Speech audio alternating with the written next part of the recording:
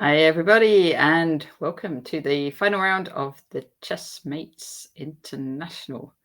Hello, Matthew. How are you this morning? Good.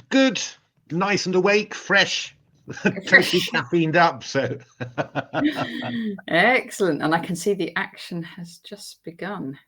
Although looking Indeed. at board one, the action seems to be quite far underway. Indeed. Shall we? Let's have a look. Shall we make the board a bit bigger, and Yes, then let's do that. Here we let's go. dive into that. So yeah, it's England against what's the team again? It's not Germany. It's It is. I'm just going to get that. This is easy. Teams. Sachsen-Anhalt. Oh, that's right. That's why I couldn't remember it.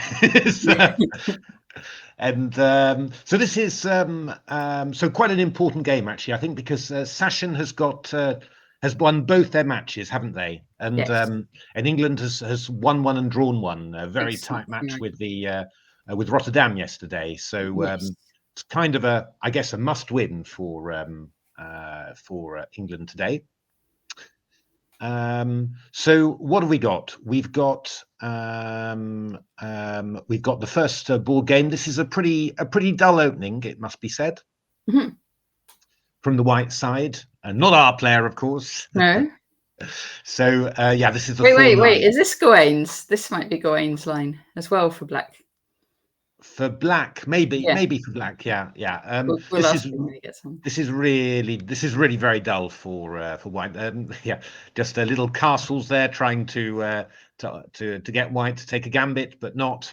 And yeah, I mean, this is really known to be a line that doesn't promise very much for black or white somehow. So I think white's just playing very solidly here, and just really waiting to see what happens. Obviously, Stanley's rated a couple of 100 points higher than his opponent, so his opponent's sort of keeping it tight at the back. I don't know this plan at all that white's playing. I mean, it's not very normal to put the rook on d1 like this. Actually, no games found in the Masters database. I mean, normally white plays, well, I mean, he played h3 a little bit early as well, to be honest, but often white plays the bishop to f4 and the rook to e1, or plays the knight over to e2. So not 100% sure what white's doing here, but we'll see, but in principle, I think white's trying to play very solidly here against his against the strongest player that England has got. So yeah, not unnatural, of course.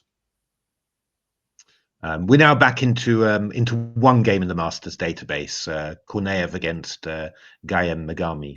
They're both still playing really fast. Yeah, no, it's true. But Stanley, of course, will. He likes to do that anyway. Yeah. Stanley will just play fast anyway. So, but his opponent is playing quite fast. But this is it's an unusual way of playing it. Put it that way. Let's have a look. Second board game. So this is Avyukt Dasgupta against Sebastian Aubolt. I don't think it was King f8. Or this is an amazing novelty. But it was a Trompowsky that's actually ended up being a Queen's Gambit declined, which is a bit cunning. No, it was castles. Yes. So we're going to see how that one works out. Avyukt, of course, lost his game yesterday. Long game, but that gave just the Rotterdam player did excellently to grind him down and make the 5-5 in actual fact. So yeah, obviously always a bit of a tough situation to come back from. So hoping he'll be in good shape today. Let's have a look. We've got Arne Herta against Alexander Pereslavtsev. This is quite an interesting little opening. So it's Sicilian Khan with a6. And then, white's got a few options here, but white takes the opportunity there to get the sort of the Maroczy-Bind structure with c4. but it's not. Black hasn't quite set up his Maroczy bind yet, so there are possibilities for Black to move his bishop outside the pawn chain, which is quite interesting. And Black's actually trying to make a little bit use of that. Keeping d6, c5 open to bishop, not playing d6 too early, and he's putting his bishop on b7 now. F3 to support the e4 pawn, knight c6, and bishop e3. And he's going to have to make his choice soon, isn't he? Now you're going to have to make your choice at some stage. Yeah, lots of games in this line. Trying to think whether I can think of a book that's been recommending this for Black recently. I don't think so somehow. But plenty of games in this line. So yeah, probably both players still know it somewhat. I mean, Black can take on d4, play knight e5, bishop e7, h5, even bishop c5. Yeah, lots of possibilities. So we'll sort of see how that one proceeds. For the moment, I would have thought that both players are still somewhat in theory somehow. We've got Keaton Patel against Johannes Julius Petzold. So this is a Rossolimo Sicilian, and Black playing quite the solid main line, I would say.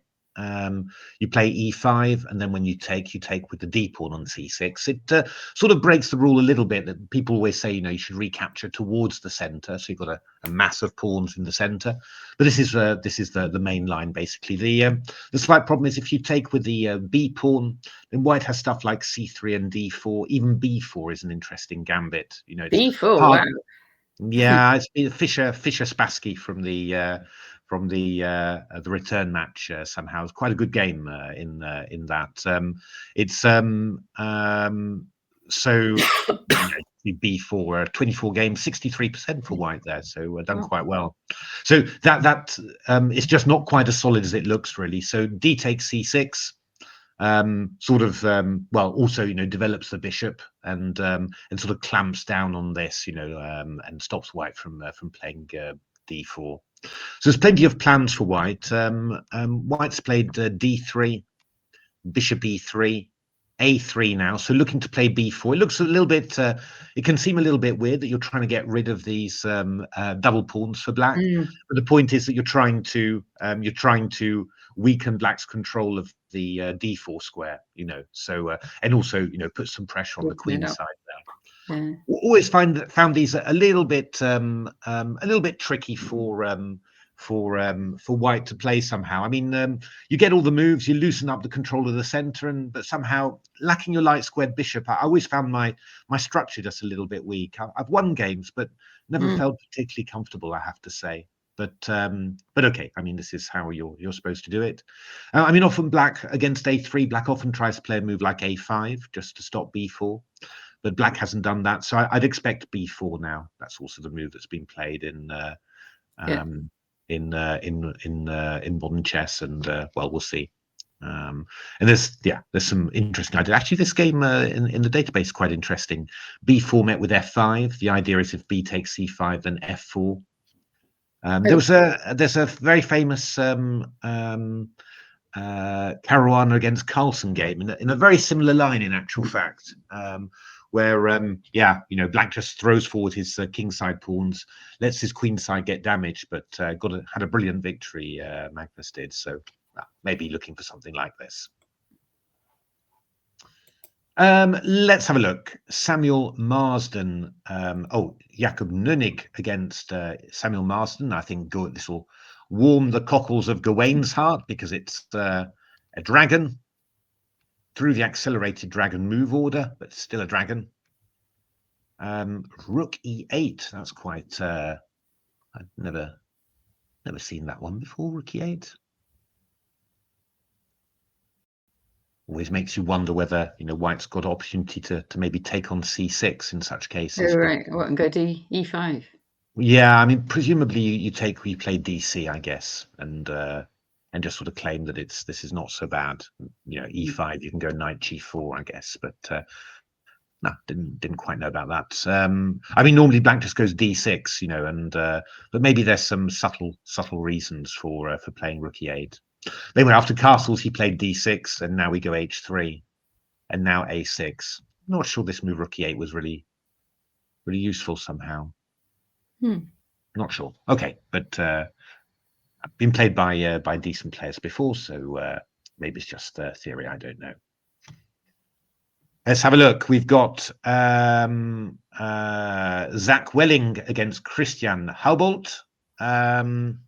We've got a Lopez here. Yeah. Bit of a solid Lopez, but now This is still. Oh, yeah, it was still the line recommended by Gawain. This isn't it? The Gawain d4 e5. I'm not sure. All the kids, every single one is playing the lines recommended by Gawain. Well, yeah, that's this is the Archangelsk. I don't know whether Gawain recommended this. I'm not sure. After d3, maybe not. Maybe he was just d6 first, right? I mean, normally you'd maybe put the bishop on c5. He's played bishop e7 here, a little bit more passive. A4, bishop b7. You often also avoid putting the bishop on b7 against d3 because it's sort of biting against. You normally maybe play b4 or play rook b8 and then d6 and put the bishop on g4 maybe. But anyway, it's all possible. Knight c3 attacking the pawn, b4, and knight d5, and black's thinking. I think this has gone decently for white actually, the way it's worked out. But we'll see what black comes up with. He could go. Couldn't he go knight at some point? Knight a5. Yeah, knight a5 is always possible. There's lots of ideas like that. I mean, one idea often is that black plays b3 here and tries to bury this bishop on a2. That's some sort of possibility. It's normally when both sides have castled somehow. So I don't know whether that makes a difference. Yeah, you'd have to, wouldn't you? Quicker or whatever. But yeah, a knight a5 is a big line indeed. All right. This is quite. This has been in Gawain's book. But it's but for white, Gustav Poulsen against Leon Lebedev. But Gawain spent a lot of time looking at this stuff. I always thought that it was not very much at all for white. It's been very popular at the grandmaster level. 1,200 games in the Masters database, and a lot of them are going to be recent. Never really liked it, to be honest, for white. I just felt, getting that knight on e4, the pawn on d4 can't be protected by anything. It always made me a little bit nervous somehow. I've tried it in, Blitz, Bullet, and all of that, but didn't really feel it somehow. But yeah, a lot of strong players have played it there, so it's so queen c2. You're just sidestepping. The idea, of course, is that if you take, you'll take back with the pawn. You've got the open g file there. And if knight c3 you can take, you don't take back with the queen, right? Because of bishop a5, pinning to win. Pinning and winning. But b takes c3 is what you play, and it's quite dangerous, right? I mean, got the g file and possibilities to attack. It's definitely worth a punt. But black plays bishop g6 and now queen b3. So you sort of, playing queen c2 to b3, you've got rid of the pressure against f3 somehow. But knight e7, castles, c6. And now bishop d3, which feels incredibly risky. Yeah. There might be tactics frightened there. Yeah. But I guess this is still very much theory, I think. So it's all good. Knight f5 played. I think we're still very heavily into theory here. Rook e1, and now black's played knight e3, and now rook e3. But I mean, we still got 11 games in this position. It's not the highest class game. Yeah, that's right. But a younger Firouzja. These aren't the highest class games, so I'd imagine we deviated a little bit earlier from from what's normal, from what's at the very top peak. But still, 11 games at move 16. That's quite a lot. Rook e3. Crowd's comment: best move here is to resign, but I don't know which position there. So, and I wouldn't agree. Knight g5 sort of vaguely worries me a bit because you're going to remove this knight from the protection of d4, but I guess you can cover it all, and yeah. You know, it's but yeah, still 11 games somehow. But White only scoring 27% at this position. So, Black scored very well. So yeah, you know, I think I'm reading that right. Yeah, yeah. So yeah, 95, definitely the best move there. I think White's gone a little bit wrong, to be honest. I think he hasn't played quite the best line. Let's have a look. Alana Ashton, Adam Ashton's daughter, against Laura Marie Rosling. Alana won a very good game yesterday. So very quick fire. Was it King's Indian? No, it was a dragon, wasn't it? So made Gawain happy again. So castles b5, very early b5 there. Bishop b3 and now d6. Quite unusual way of doing this. The way that Black's doing it. c3 played. You can't take on e4, by the way. Typical trap because of bishop d5. But doink, yes, never forget that one. Never forget that one, guys. How often that's been played? Knight takes e4. No game found in the Masters database. No game found in the Masters database. At a lower level, you'd find plenty. You'd find plenty, I think, yeah. So bishop e7 played. Yeah, this is. I mean, this might transpose into normal lines, but it's just a very strange way of having done it somehow. Normally, you're castling first, and you know. Yeah. White played d3. I mean, you might have been able to play d4 already. You wouldn't normally, but you might be able to here. But h3 is very sensible. Castles, and I'm guessing d4 now is going to happen. And yeah, and then we've got to see what Black is going to play. Maybe I think d5 is a known gambit, isn't it? I think hard to keep up with all this stuff, but yeah, normally it's just a little bit weird. I mean, White's got a few more possibilities than she should have, really. But well, we'll see whether Black's got a specific idea in that, or whether it's just just getting the move order slightly wrong in the opening. Then we got, I'm over-clicking. Oleg Verbitsky against Anton Belin. Oh, they got quite far. That's another accelerated. Oh no, it was a queen takes d4 Sicilian. I've played that quite fair amount. It's quite interesting, although there's I think a lot of the lines are not really that great anymore. But this is rather calm from White, I have to say, from the German player.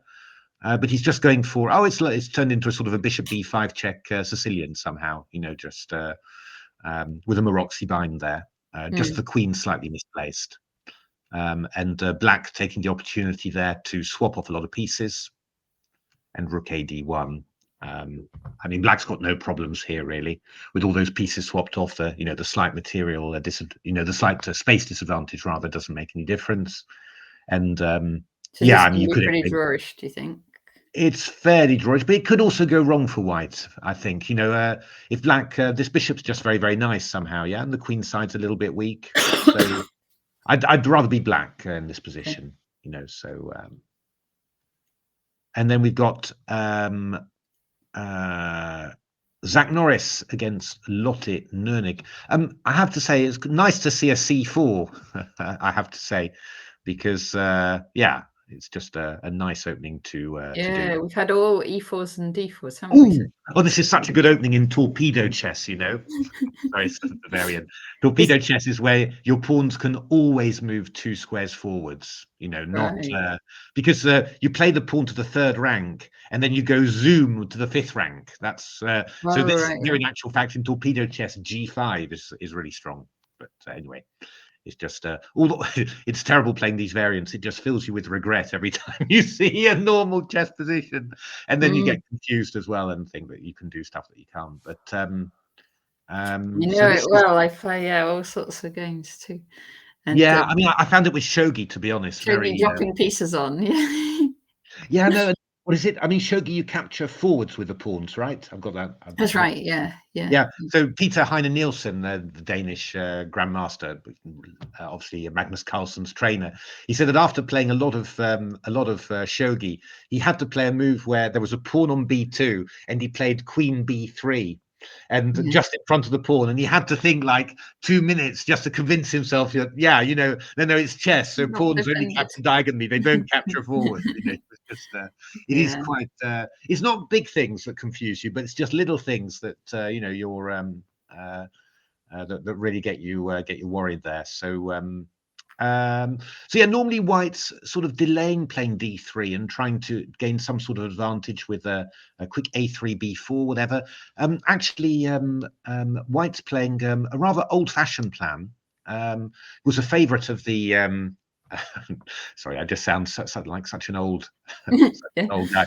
The favorite of the Hungarian player Laszlo Szabo in the 1960s, 1950s, 60s.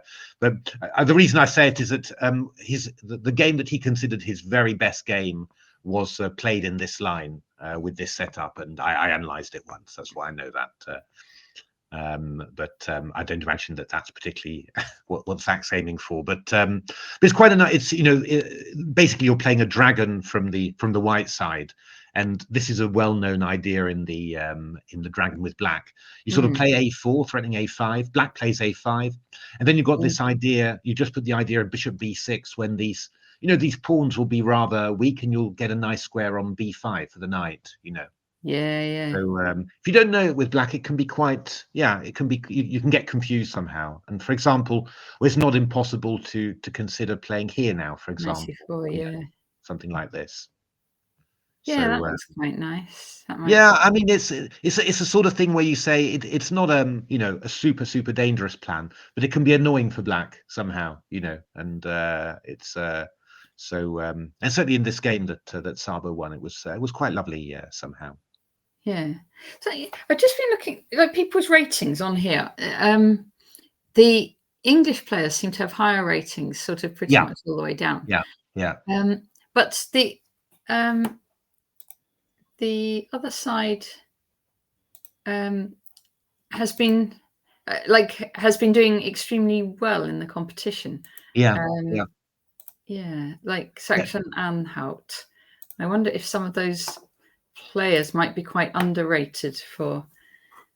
Yeah, I mean, they're young, aren't they? So it's always and I mean the ratings are not. I mean, I think England is definitely stronger across the board, but it's not such a massive difference somehow. Yeah, it's not. It's not. Especially at junior age. Yeah, especially at junior level. It's not like Guildford against. I think of a Forensial in the old days, but where you were really 300 to 400 points stronger on every board. Here there's some that are closer and all of that. So. Yeah, and junior tournaments, they're a big equalizer somehow. It's so yeah, it's no. I think England are the favourites there definitely, but yeah, it's not so clear somehow, I guess. It's an interesting move, looking to play knight c4 like that. I've never seen this idea before. I'm not sure I like it, but I appreciate it, as a concept somehow. So interesting. Wonder where he got that from. Whether he's thinking that up at the board. It's a nice idea. Play the knight to c4. All right. Let's just have a look. Should we have a look at the competition? Because obviously there's also Rotterdam is on 1.5 points, so could be fighting. So this is a Gawain. Another Gawain. Yeah. Well, I mean, you got to say that is kind of a tribute. Kevin's saying Zach has improved tremendously from when he drew with Kevin a year ago. Oh, right. Yes, and he'd only been playing several months when they played. Oh gosh, so he must have improved. Okay. Very, very fast when he. Nice. I do like seeing people playing the English and stuff like that. Rather than e4 and d4 all the time. Because there's a lot of richness in the English opening. And actually there's this absolutely superb book on it recently by the Greek theoretician Nikolaos Entialis. I wish yes, right. I should actually try and work out how to pronounce his name properly sometime. But he's just done a stunning book on 1e4 as well, I have to say. But his 1c4 book is gorgeous. It really is. So if you're keen on 1c4, or even if you want to know what might white players be going to do against it, then do take a look at that one. He's really doing some very good opening books. So bishop takes d3, queen takes d3. Quite an interesting line, this. Queen a5 check is one idea for black here. And the idea really is that if you play the move bishop to d2, then there's queen a6. Very typical Caro-Kann thing. Capablanca and Nimzovich were playing this just when the Caro-Kann was starting to get popular in the 1920s. That was one of the main ideas that they came up with. There's a game, Taras Nimzovich, and also a very famous game, Atkins against Capablanca in this line. If you might remember this, Natasha, because it was in the old Fred Reinfeld books. Fred Reinfeld, I used to read. Yeah, Irving Chernev. Sorry, the most instructive games ever. Yes, 100 most instructive games I've got. Yeah. There's such good books. I mean, I still recommend them to juniors nowadays. They're all improving players. They're so nice, those books.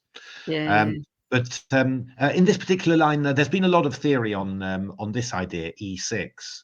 And the idea is that you wouldn't do an intermediate. E takes f7. No. Well, no, because somehow black gets kind of free quite easily somehow. Oh no, sorry. This line you do. Sorry, you're completely right, Natasha.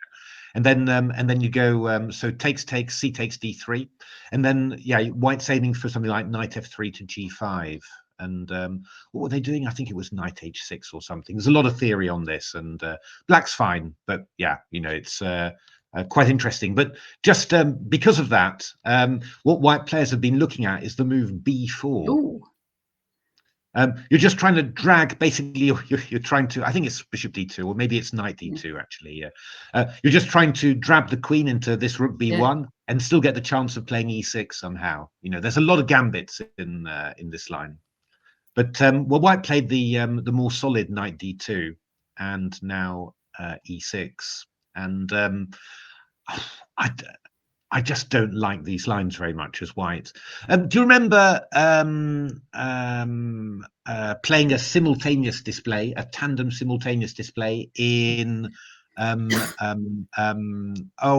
begins with a B, near Oxford?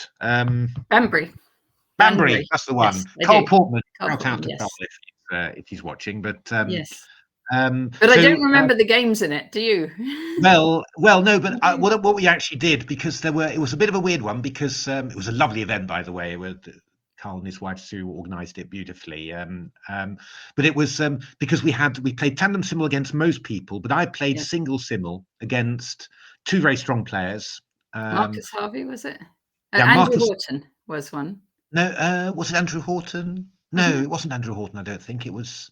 I'm not sure now. It was definitely Marcus Harvey. Anyway, Marcus Harvey is the one to remember, because we got this line as I got this line as white, and it was a very long game. Jackson. Oh, that's right, James Jackson. That's right. And this was a very long game, and basically, I was maybe a little bit better. I think I was exchange up, but not. I think at the end, but not very. But it was heading for a draw somehow. And well, we sort of did a trade somehow, didn't we? That Marcus took us back to the hotel, and we agreed to draw somehow. It would have been a draw anyway, I think. He's a good player, and the position was quite even. But I found the line so depressing to play with white somehow. And just kind of just did not suit me at all. White's got a bit more space, but with those light squares and black being so solid, it's really quite difficult. So I'd never really recommend it. But here, black's playing it very aggressively somehow. Marcus just played it tight at the back, really. Knight h6 to f5 and all of that. Here, these lines, I think this was Gawain's book. There's a lot of analysis of these sort of sharp lines somehow, and this gets quite fun, just with the center getting open there.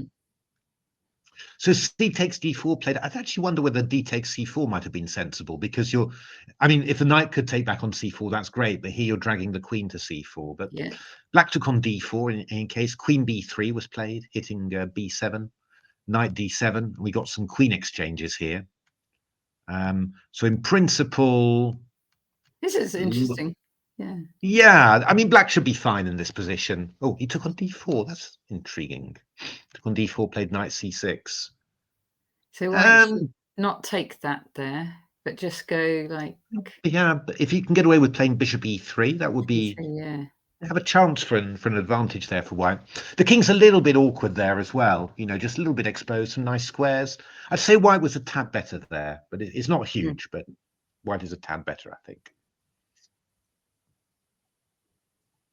I'm not sure whether I'm just, well, I am being a bit sweeping generalization. I had the feeling that the Estonian players were good players, but they were somewhat not quite as booked up as the other players somehow.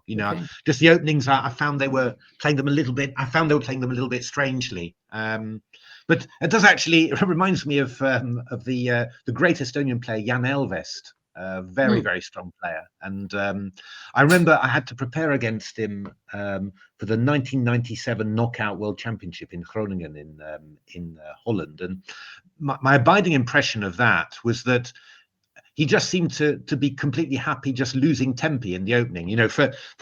For most modern players of that generation, tempi, it's like God somehow. Yeah, I mean, you mustn't give up a tempi, as efficient as possible. And he was just doing anything, really. It's just, it was really weird. He was such a strong player, but he just had a different conception of the opening. And I'm just thinking, that's why I noticed it somehow. I just thought, all these Estonian players are somehow, just playing a little, slightly for me unusual openings somehow. Whereas for example, the Dutch guys or English guys are looking pretty well booked up somehow. So, but Kevin's got a question: is the Iron English still viable? The Iron English, yeah, completely viable. Because didn't Simon and Richard Palliser?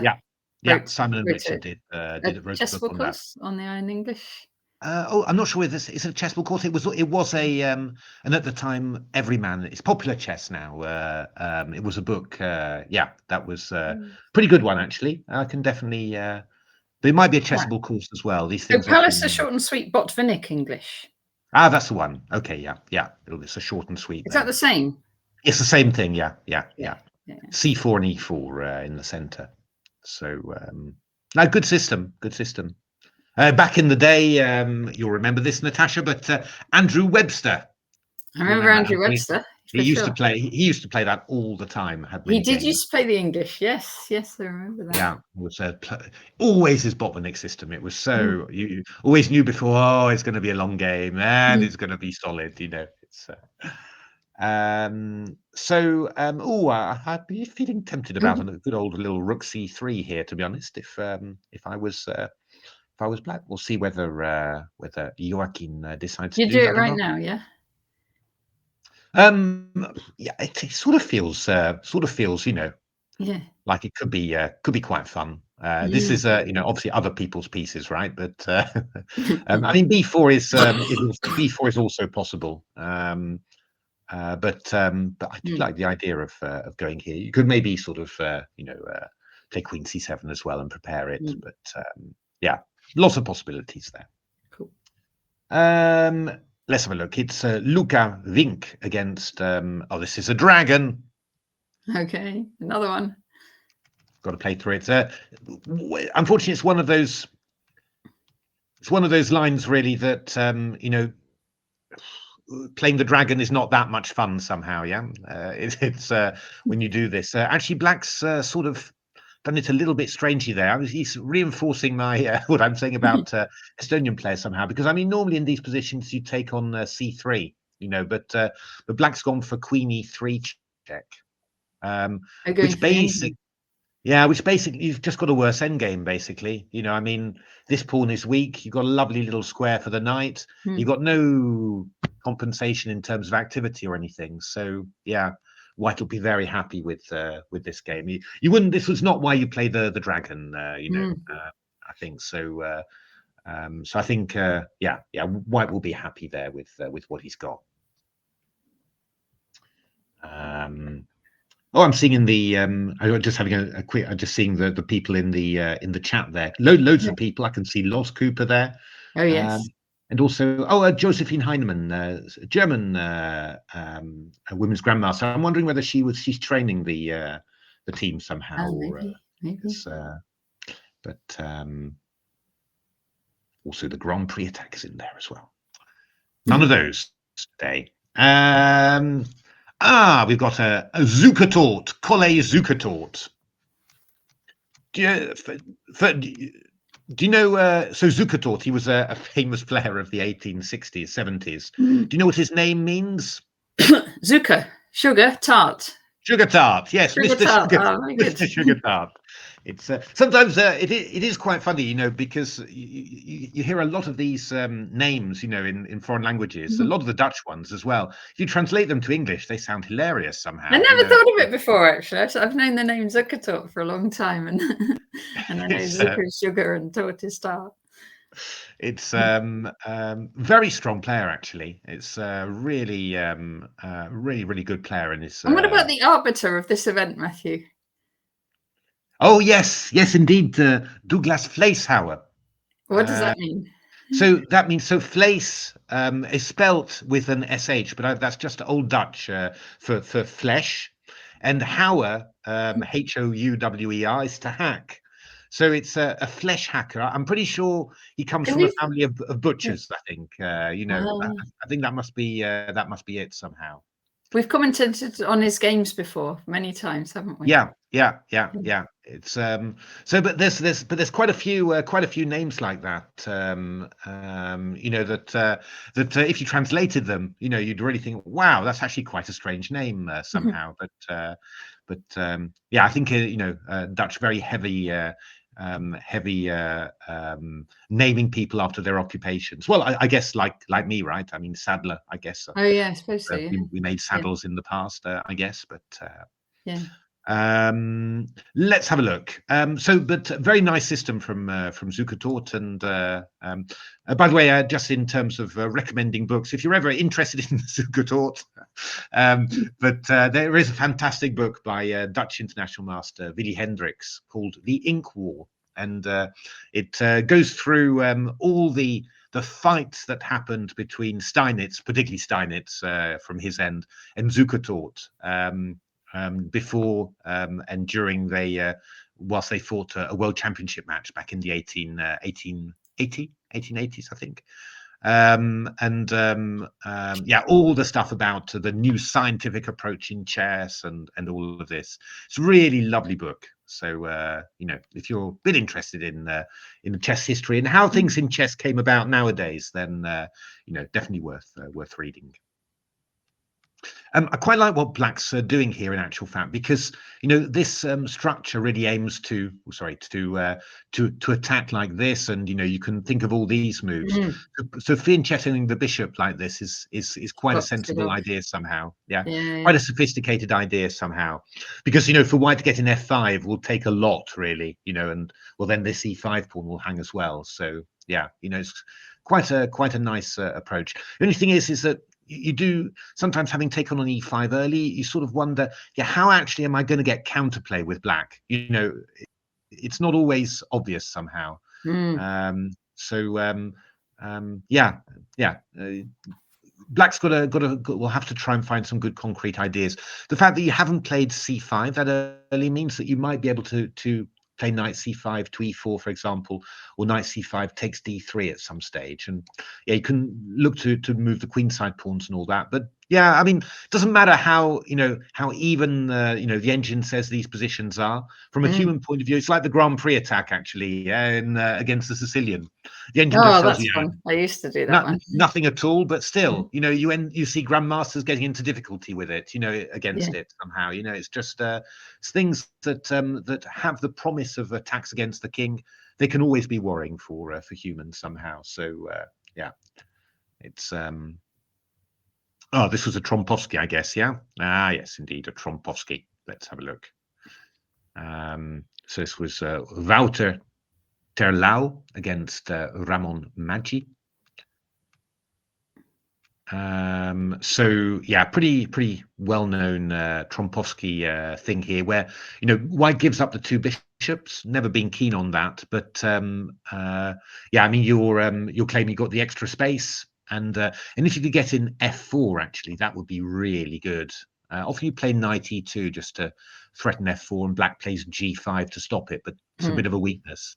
But White just played very calmly here with knight f3, knight c4. And b4. So White's going to try and play, probably a4, maybe even b5. a5 is possible, but b5 as well, and then try and sort of go around those light squares. Can be quite powerful. This queen's not great on f6. Normally retreats a bit earlier somehow, to allow the bishop to develop. Bishop e7 with a queen on f6, a little bit unusual. Oh, you might get your queen in trouble. You could get your queen in a little bit of trouble because this knight's going to be coming back to e3, so but okay, just a normal position, but I think a little bit of an advantage there for White. But it's quite, from the opening moves here, you're really saying not much going on. This looks like pretty much a heading for a draw here somehow. Yeah. So Maxim Christopher against Fleur Westerhoff. So was this a Berlin? No, it was an exchange Rai Lopez, pretty much, pretty much the same sort of thing there somehow. So yeah, I think we're heading pretty much for a draw there. Then we've got, sounds familiar. Is he living in England? We've got a Maxime, but I don't think it's Christopher. It's not I Christopher. don't think. Sounds No, familiar to me, but I think we do have a Maxime living in England. Yeah. Whoa!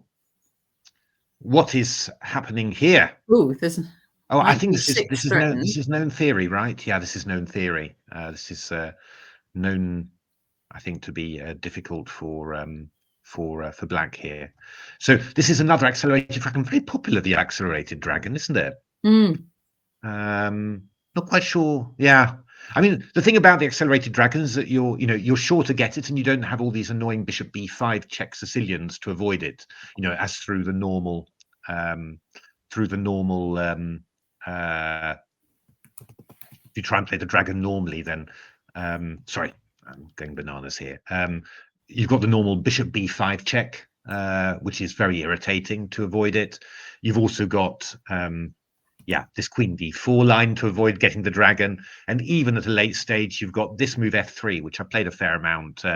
And then you don't get your dragon either. So a lot of players have been choosing the accelerated dragon move order to avoid that. And actually Black's being incredibly determined, because after knight c6, you can face bishop b5. So Black's playing the move to g6 to even avoid that somehow. Okay. I've played this move order actually with g6. It's quite interesting. But yeah, the downside to it is that you can get this sort of Maroczy bind type structure, which is thought to be kind of better for White somehow. But okay, if you don't mind playing this, then it's fine. But you've got to be a little bit careful. White's played this move f4, and Black's played b5, and f5, bishop d7, and now I've seen this move e5. I mean, I think the idea is that after takes here, you've got the possibility of taking on f6, and this bishop on d7 hangs.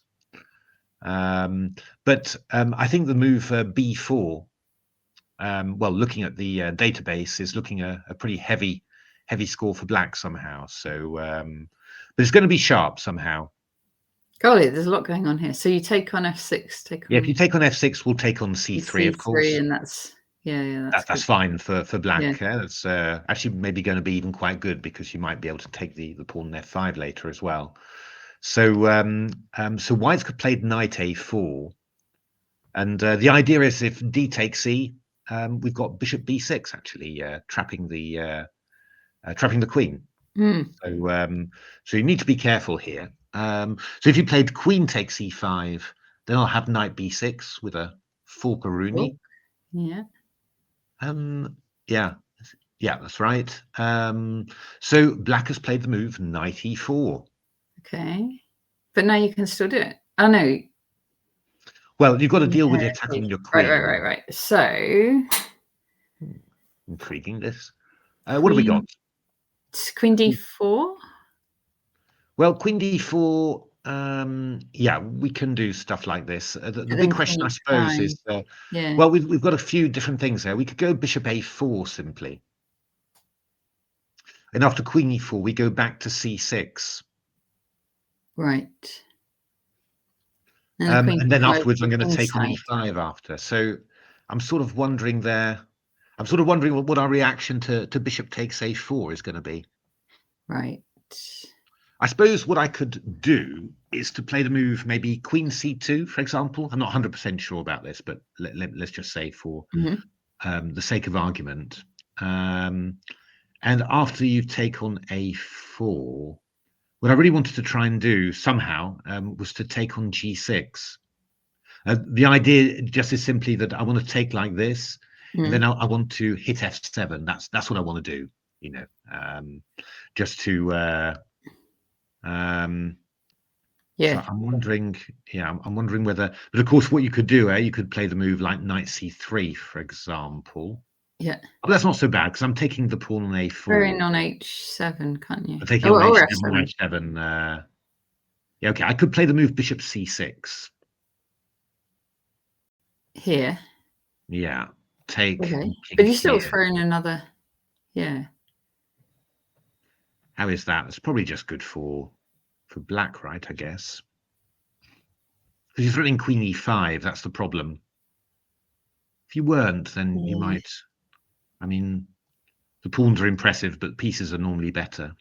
Rook f5, maybe. I feel like I'm desperately trying to do something, but I'm not sure that it's really. Not sure it's really. Okay, I mean, so this is position reached. Yeah, I mean, I could play a move like I could play Queen d3. I could try and just take back on a4 somehow, maybe in some way. Then black will go Queen e5, maybe. Yeah, I mean, it's one of those things where you say, well, even if I lose the exchange somehow, you know, I'm going to be happy with black somehow, yeah, with plenty of compensation. So I'm not sure. Yeah. I think this looks quite irritating for white. Yeah. Need to. I'm not quite sure if I can't see anything particularly amazing. I have to say. I just think I'm losing a pawn somehow. Yeah. I mean, yeah, not sure, but I think black's doing quite well anyway. Let's have a look. Then whoa, a bit of aggression here. We've got a sort of a Gawain repertoire here. Actually, Gawain was looking at I think Gawain's move was knight f3, and then this unusual move, knight e5. That was in the coffee house chess repertoire. Right. Yeah. But this is the good old-fashioned stuff. Quite nice for white, actually. I mean, you're not doing anything complicated, but just getting a decent position. But white's gone a little bananas here. Ilya Voropayev against Arda Yantur, because he's gone f4, and then he's gone g4, and he's gone g5 here. So, yeah, I don't know. I'm not sure, really, but it's definitely on the aggressive side, this one. Looks quite effective. Yeah, I mean, you would have, yeah. I mean, I would have thought normally that this cannot possibly be right, but because if they take, you can go Queen H. Yeah, I mean, what I can do there, Knight f6. I can go knight f6, and then you've got to take back with the old Queen of Rooney. And to be honest, I would be looking at a move like knight e4, to be honest, just to break this up somehow. And but it's the sort of thing where you say this really can't work, you know. Yeah, because that doesn't mean good. And then if they take back with the pawn, then e5's. Yeah, I mean, I guess e5 still has enough on it for now, doesn't it? Yeah, I guess maybe we do something like this and then bring the knight into f5. Looks quite solid somehow. Yeah. You know, Well, here you go. Everyone, here's what to do when someone throws too many pawns at you. Could also, probably not. Yeah, probably g6 is the best. You could have an idea like playing f5 later and just exploiting the pin and invading. If f6, you might go g6 and then. Yeah, no, that's a little bit worrying. You've got to be careful about that. Although, to be honest, I mean, I could go a move like f5, and then if g6, I can play knight f6, and Oh, because the pawn's pinned. Yeah, because the pawn's pinned. But yeah, who knows? That's maybe a little bit. We may be Bishop going. f4. Well, that still doesn't help Doesn't actually. help, It's, so bishop f4. I could play maybe bishop e8, attacking the pawn or something like that. I don't know. I'm not sure. But yeah. But I mean, the fact that you say it shouldn't really work does not mean that it's not going to be called. No, it won't. Yeah.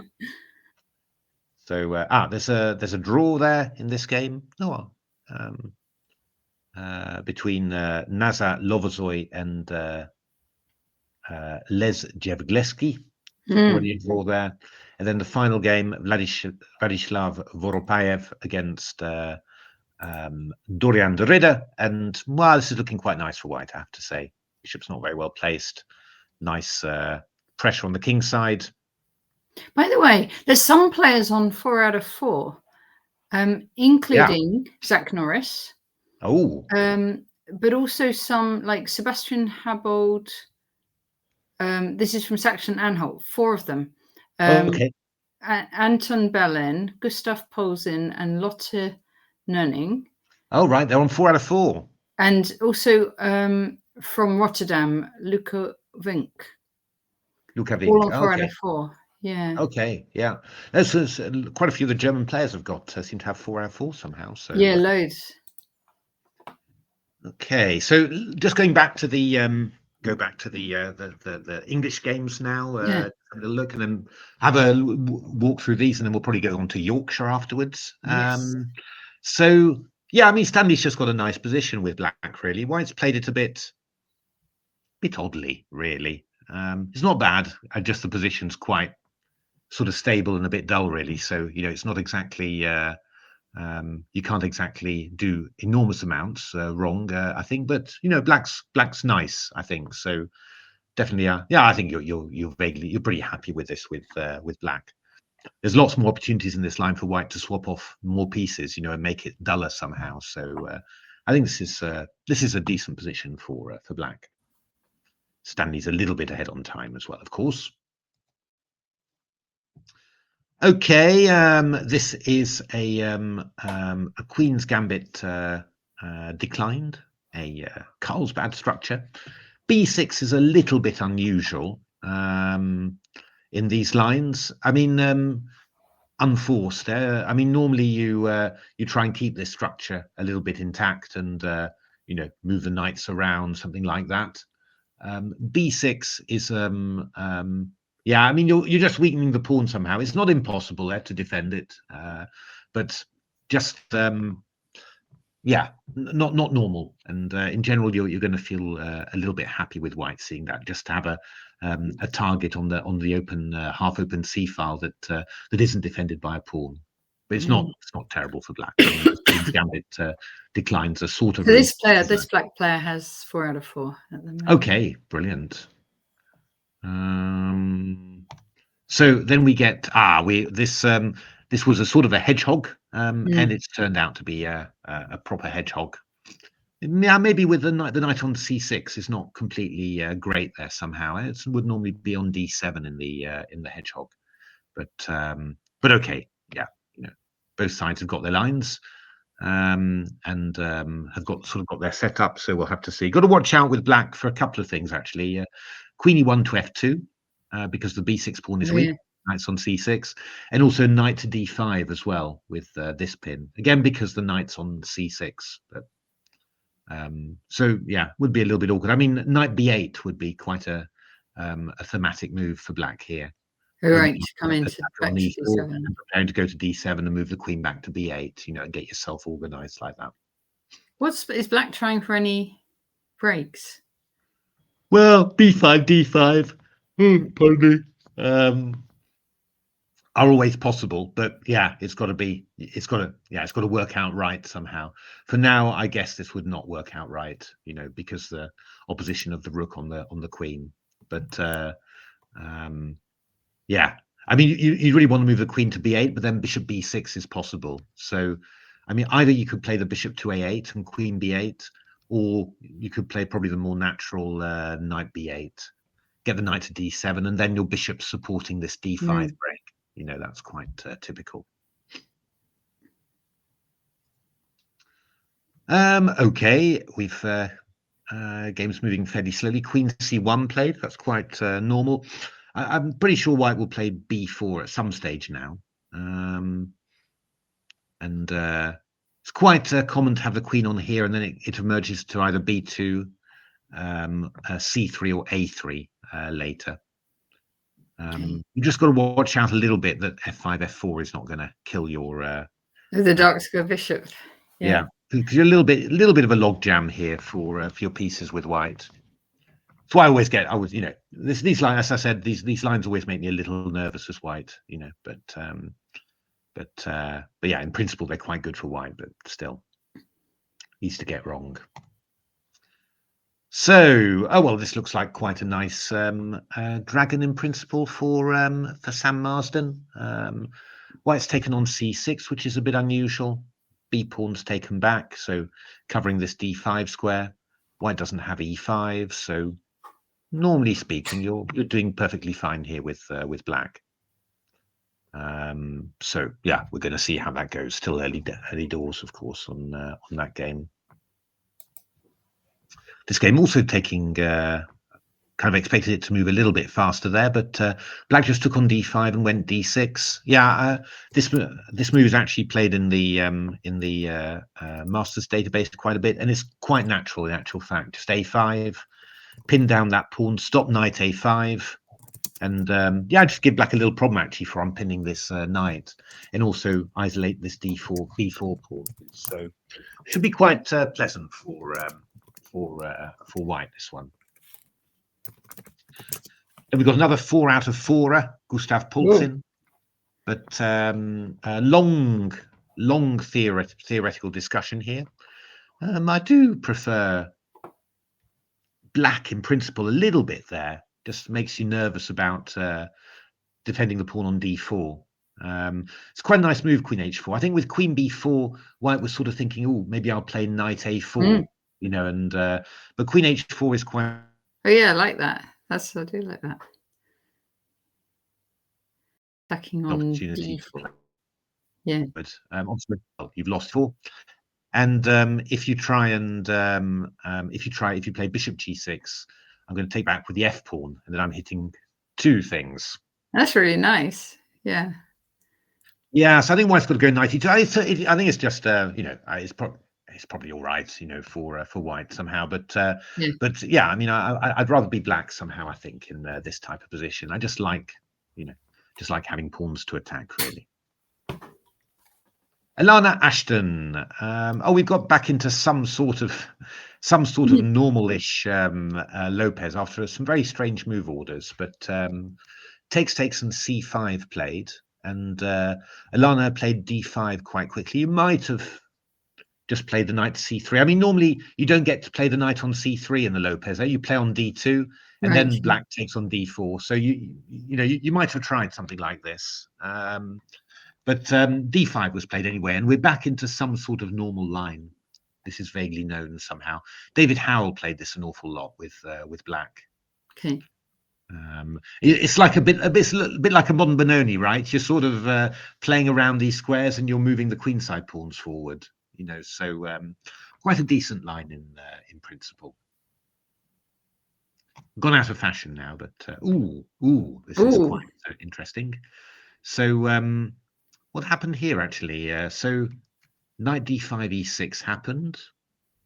Queen a5 was played. Queen b1, bishop f4. Oh yeah, hitting the knight, and there's an attack against the pawn. Yeah. So white played b3, and we took off. And now queen b2. Always one of those decisions where you're not 100% sure whether it was a good idea to take the because you had a lovely bishop, and you've played e6 now. Your d6 pawn is weak, and also your king side as well. So it's not going to be easy to make anything of those double pawns somehow. My feeling is probably that it's not so bad for white that this has happened. Yeah. It's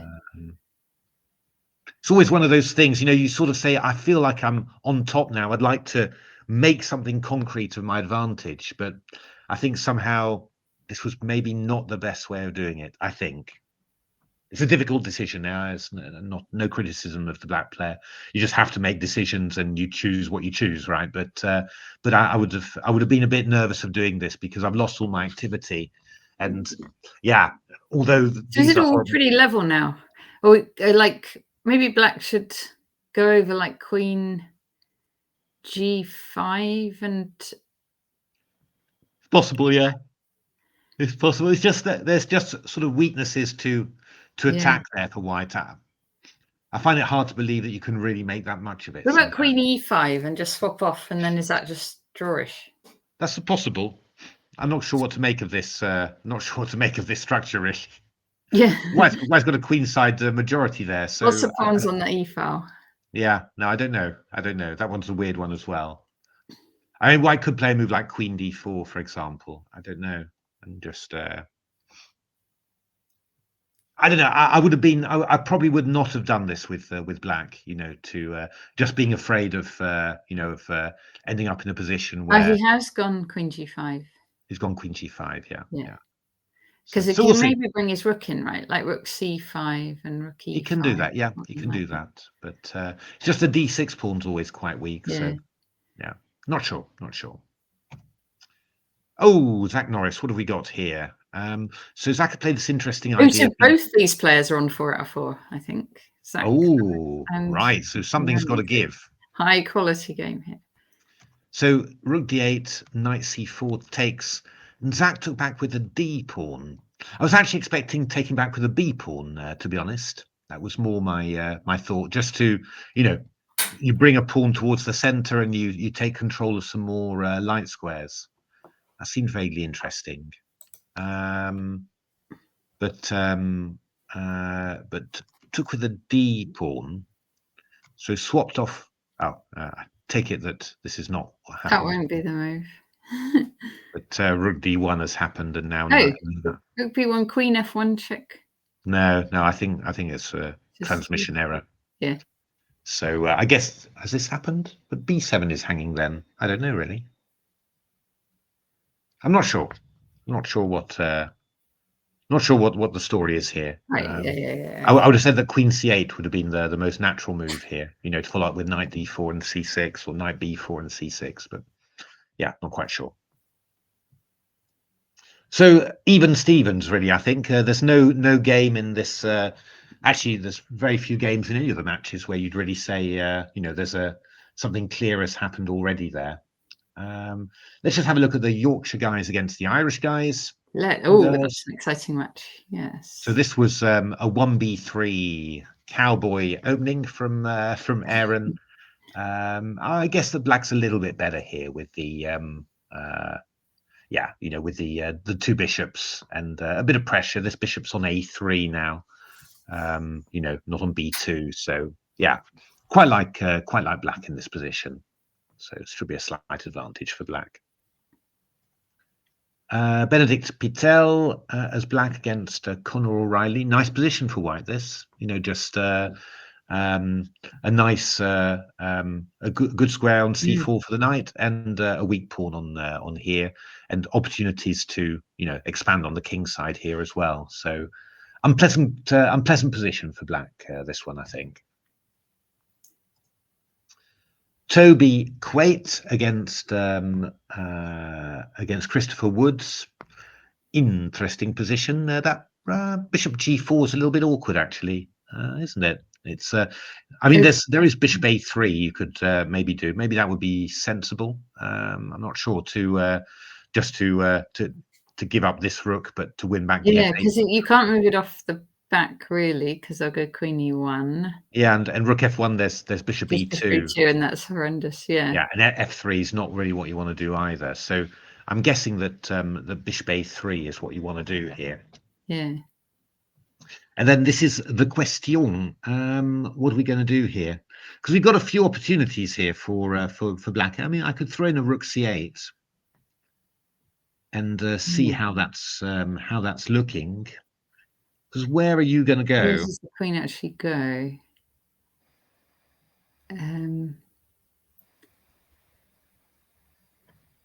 Because if you go back, you can get hit in a few unusual and imaginative ways. I mean, the point is, having played rook c8, I'm going to have some bishop c5s as well. So it makes it all a little bit more fraught. I mean, if you go queen d3, yeah, I can just go bishop there. yeah. And if you go rook d1, I go bishop c5 simply. And black's won the exchange. Yeah, and I mean, if you go takes bishop f8, I go bishop e2 simply. So And I am then actually... queen d2, then you go king recaptures. Yeah, king recaptures. I know, but then we've got rook e1. And I've got d3 afterwards to cement the old bishop Aruni. Nightmare. Bishop e2, queen d2, king f8, rook e1, and d3. Yeah, you do. So I reckon actually this is probably bishop a3, rook c8 is a bit nasty for white. I fear he's in quite a bit of trouble. Yeah. Or maybe, I mean, maybe he's just got to go rook takes d1 and just bite the bullet and say, you know, this is maybe not so terrible. Anyway. Yeah. This is what to do, isn't it? Because the right bishop's quite nice. It's a big pawn. Yeah, that's not so bad. No, I mean, to be honest, what I'm a little bit worried about is whether I'm going to get hit in some other imaginative way, something like this somehow. Then at least you can take on f8 in the meantime. Yeah, I'll maybe throw in rook c2. I don't know. Queen. You can defend. Either queen b4. Yeah, I can. Maybe not. Ooh. I'm not taking that. I'm just going to go king h1. Yeah, because here I'd have. Here, I'm not doing that. No. I'm not sure. Or bishop f1 maybe even better. Bishop f1 would be better. Yeah, king h1. But yeah, I can take off or even just play queen f8. I'm not sure. d6. Yeah, d6. I'm not sure. Rather unclear, this one. A lot of pieces right in there, isn't it? I've got bishop c5. Yeah, I don't know. I have the feeling I'd rather be black in all of this. I think white's definitely. If white's escaping, then he's a bit of a lucky boy. You know, it's that sort of thing. I think, but yeah, a little bit worrying for the white side. Okay. This is a Slav, very solid for black, but white's just a little bit better there. Should probably be got the e5 and the c5 breaks nicely held back, so you can start trying to think about gaining some more space with g4 and h4 there. A very pleasant position for white. Shriyansh Gunty against Oliver Barnes. Ooh, castling queenside. My goodness. Okay, so now the castle. My goodness, castle queenside he played. Castle queenside. Wow. I have never seen that before with white. I am a little bit worried, to be honest. I won't lie. I'm a bit worried for white's king. Because I mean, black's just going to go king c7, rook b8, and then a5, b5, b4 somehow. Yeah. So the white's pieces are stuck a bit behind a wall of pawns the other side, aren't they? You'd have to go what g4, f5.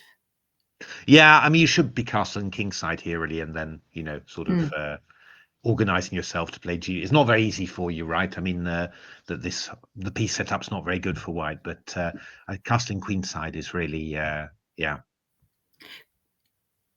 Maybe white can go like king b1, king a2, and rook b1. Yeah, you can do it, but you don't like it too much. Well, I don't know. I mean, if I just go, yeah. I mean, this guy's coming in, whatever, Yeah. So I mean, there's other ideas there. I mean, you can also play knight a7 to b5. That's another typical idea. And yeah, I don't know. It's just okay, really. I see what you're saying. Yes, It's nasty somehow. Yeah.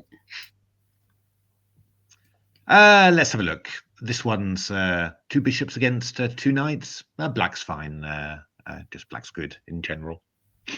Not very easy to make progress. Got to be patient and all that. But at some stage, those pawns should come down. You don't really see what white's going to do. So this is looking quite a nice position for Yorkshire. Whoa! What happened there?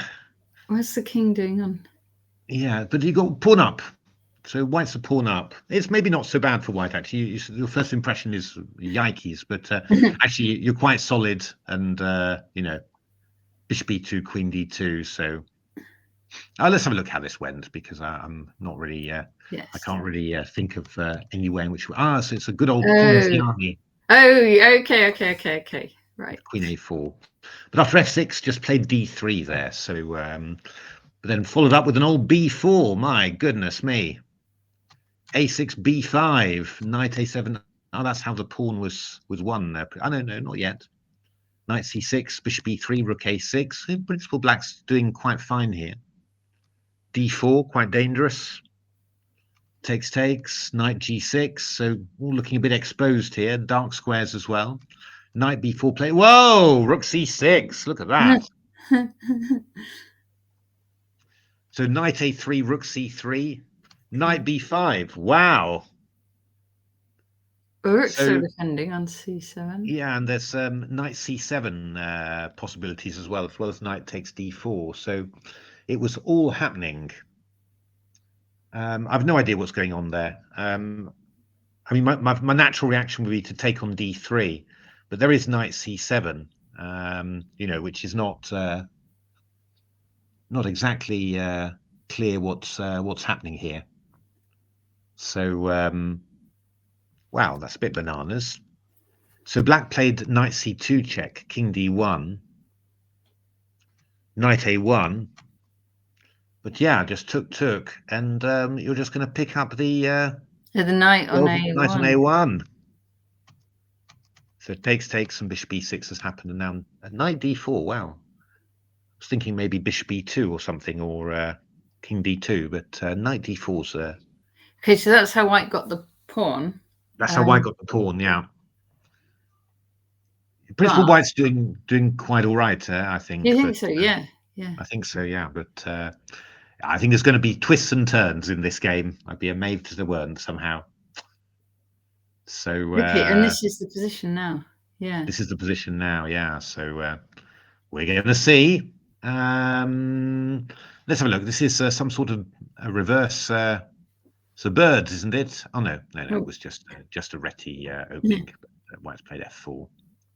So bishop f5 doing the pin, but probably not going to last that long. The pin can just unpin, and then you have to move your bishop again. So maybe bishop f5 was.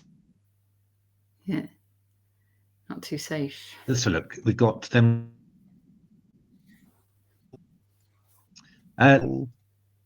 Seth Wooser against Nickel White. Oh no, sorry, I've gone too far. Seth Wooser against Nickel White. So a Caro-Kann advance.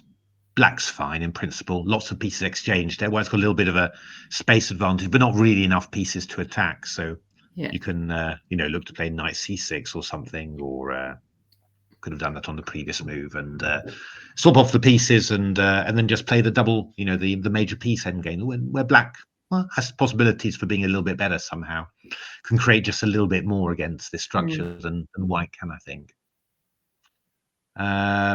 And then finally, this game, so it's a French, and I mean, I think, if you're black, you're happy, and if if you're white, you're happy too. I think probably I quite like. I guess I maybe prefer white's chances slightly here, because you can bring this knight into c5 very quickly. And normally what black would want to have played rook e7 so that the bishop can come round to e8, h5 or something like that, and the rook defends the pawn like this. But you don't quite have that. So, I think that this should be a slight edge for white somehow. Yeah. So okay, maybe let's take this opportunity to have a very quick break, because that's a good idea. I'm going to I get didn't quite caffeinated. manage to have breakfast before we started, so I'm gonna Brilliant. So have I'll a leave it on time the. I'll leave it on to- Stanley's game like this, and yeah, and we'll we leave it on can. Stanley's. We'll have a very quick break, and I think Gawain will join us around about 10:30. Oh, So lovely, brilliant. for our last hour. Yeah. Okay, lovely. So yeah, see you in just a moment. Just to know. 5 minutes or something.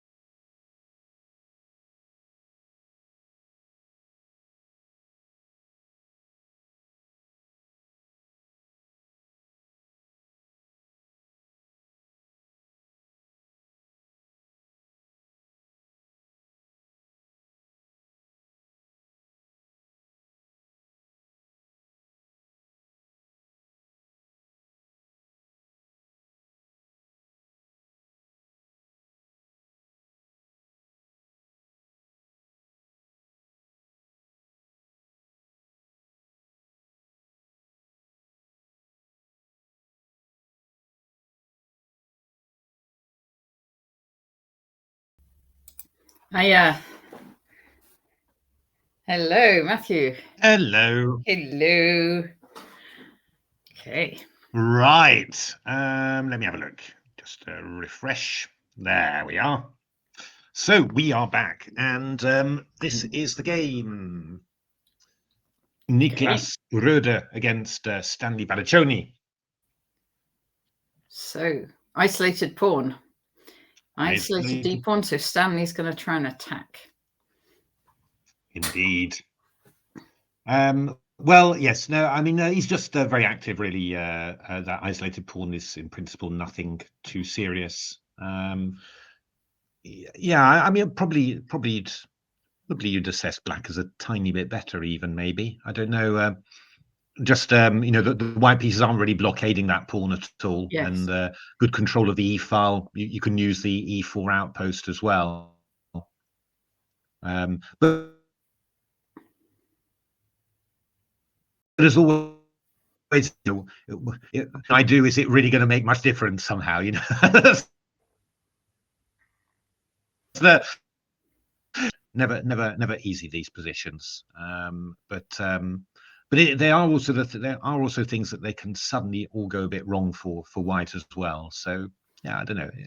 It's quite a good position for Stanley. Just not easy to really find an easy way where you say, oh, I'm going to make some progress there. Yeah. I mean, a move like Queen B4, for example, is quite, it's natural, sort of a move you might play in blitz somehow. I'm not sure whether you need to be thinking about, do I need to stop either bishop f5 or knight f5? I'm not 100% sure whether you need to stop that or not. And there's also an idea like a4, for example, just to swap off your isolated pawn there. But g6, what Stanley's played there is very sensible. They're stopping knight f5. Yeah. And you're going to elevate with king g7. Do you remember elevation? I do remember elevation, where you just gradually bring all your pieces a little bit further forward. Yeah, actually, I mean, to tell you, there's a recent book that's come out by Alexander Kolovich. I don't know whether you. Yes, yeah. I think we talked to him a few times on Twitter and all that, but on X rather. But he just brought a book out on Capablanca. So Capablanca's endgames, but we get a mention from what we did on Capablanca in Chess for Life. Nice. And he mentions this what we called it relentless elevation. How Capablanca played his endings, that he just basically seemed to shove his pieces up the board, and then the other person just got pushed off. So we got mentioned there. I thought that was very sweet nice. of him to say that. But this is this was what. Here we go. The Master's Hand. Capablanca's endgame technique. That's probably a different one, but Kolovich has got. I was just looking on the chessboard. He's got millions of courses. Yeah. It's a book of his chessable course, basically. Right, lovely. Very good. Very good book. So I can again I recommend it. It's it's I mean, but you can say, oh, old games, is it really necessary? But I do think Capablanca's endgames really it's very nice play, simply, and very simple, very just so good. You're actually saying Stanley's playing rather like Capablanca at the moment. He's elevating his position there. So just moving his king pawn and his king a rank forward, creeping towards black, and importantly also stopping knight f5. So it'll also give black moves like h5 to h4 in the future as well. Which are useful. You've got to have a lot of patience to play these positions with black, but sort of the position where you sort of say, oh, if Mickey had this against me, I wouldn't be very happy, that's really. Yeah. So that's always my sort of frame of reference, really. If I think I wouldn't be happy playing against Mickey with this, then sort of think, oh. So no, Stanley's doing it well. He's played it well. I mean, the opponent's played quite a dull opening somehow. Obviously trying to keep it tight at the back. And Stanley's done well, I think. He's got a slight edge there, I think. This is going to be a bit of a long one. So Black's played it quite sensibly, weirdly somehow, yeah, with playing b6 and bishop a6. Although I have seen this, you know, you could say quite a modern treatment of these Kulbad structures. It was an absolute no-no to play b6 and also swap off your light squared bishop. But you know, Black players seem to feel that that it's kind of possible. But yeah, I don't know. I mean, I think White plays b4, b4, and then just stop the. And just, you know, and just sort of lines up and, you know, plays this knight round to d3 and does stuff basically. And, you know, you just try and claim that you're doing quite well. I mean, you know, you should be nice and safe. Obviously, Keith has made a living out of playing these sort of positions. And, yeah, you know, in principle, Black is sort of fine-ish. But yeah, I don't know. If you have to choose, I'd rather be White, to put it that way. Yeah. The plans are easier, aren't they? I think the plans are easier, and with Black, you know, you can just end up with Black. Just all of a sudden, it's looking wrong somehow, you know, and you're not quite sure why. So, yeah, I wouldn't recommend it as a choice somehow. Oh, and Knight b8 was played. Oh, and Black did it. Oh, 100% sure about. Okay, Knight b8, yeah, because we were talking about the knight coming around. Yeah, but it's just that I'm not very happy with what he's done there somehow. Bishop c6, okay. Because he's got the bishop on there, bishop f2 now, and you can't play knight d7 now because b5 will win a piece. Oh yeah. So I'm just not quite sure what the follow-up is going to be. I mean, how are you going to try? You'd have to go queen a8 to give a square. Yeah, no, but then b6 is hanging. Oh, you can't. Okay. Oh, he's gone d5. Okay. Not a huge fan, I have to say. I mean, it is one of the breaks Black had wanted. It's one of the breaks. Yeah, no, absolutely. I mean, thematic, absolutely true. It's just that, you know, pieces are a bit loose. The pieces are odd somehow, you know. And I mean, for example, I mean, I could think about playing takes and c5, for example, which might be a little bit irritating, you know. And if you go b5, then I've got knight a5, or, you know, I played bishop d4, knight a5. So I'm not sure about this. I don't feel that this is really the way to. It wasn't the best way to do it, put it that way. But okay, you know, I mean, we'll see how it turns out. But just this whole structure seems, you know, really awkward somehow. You know, it's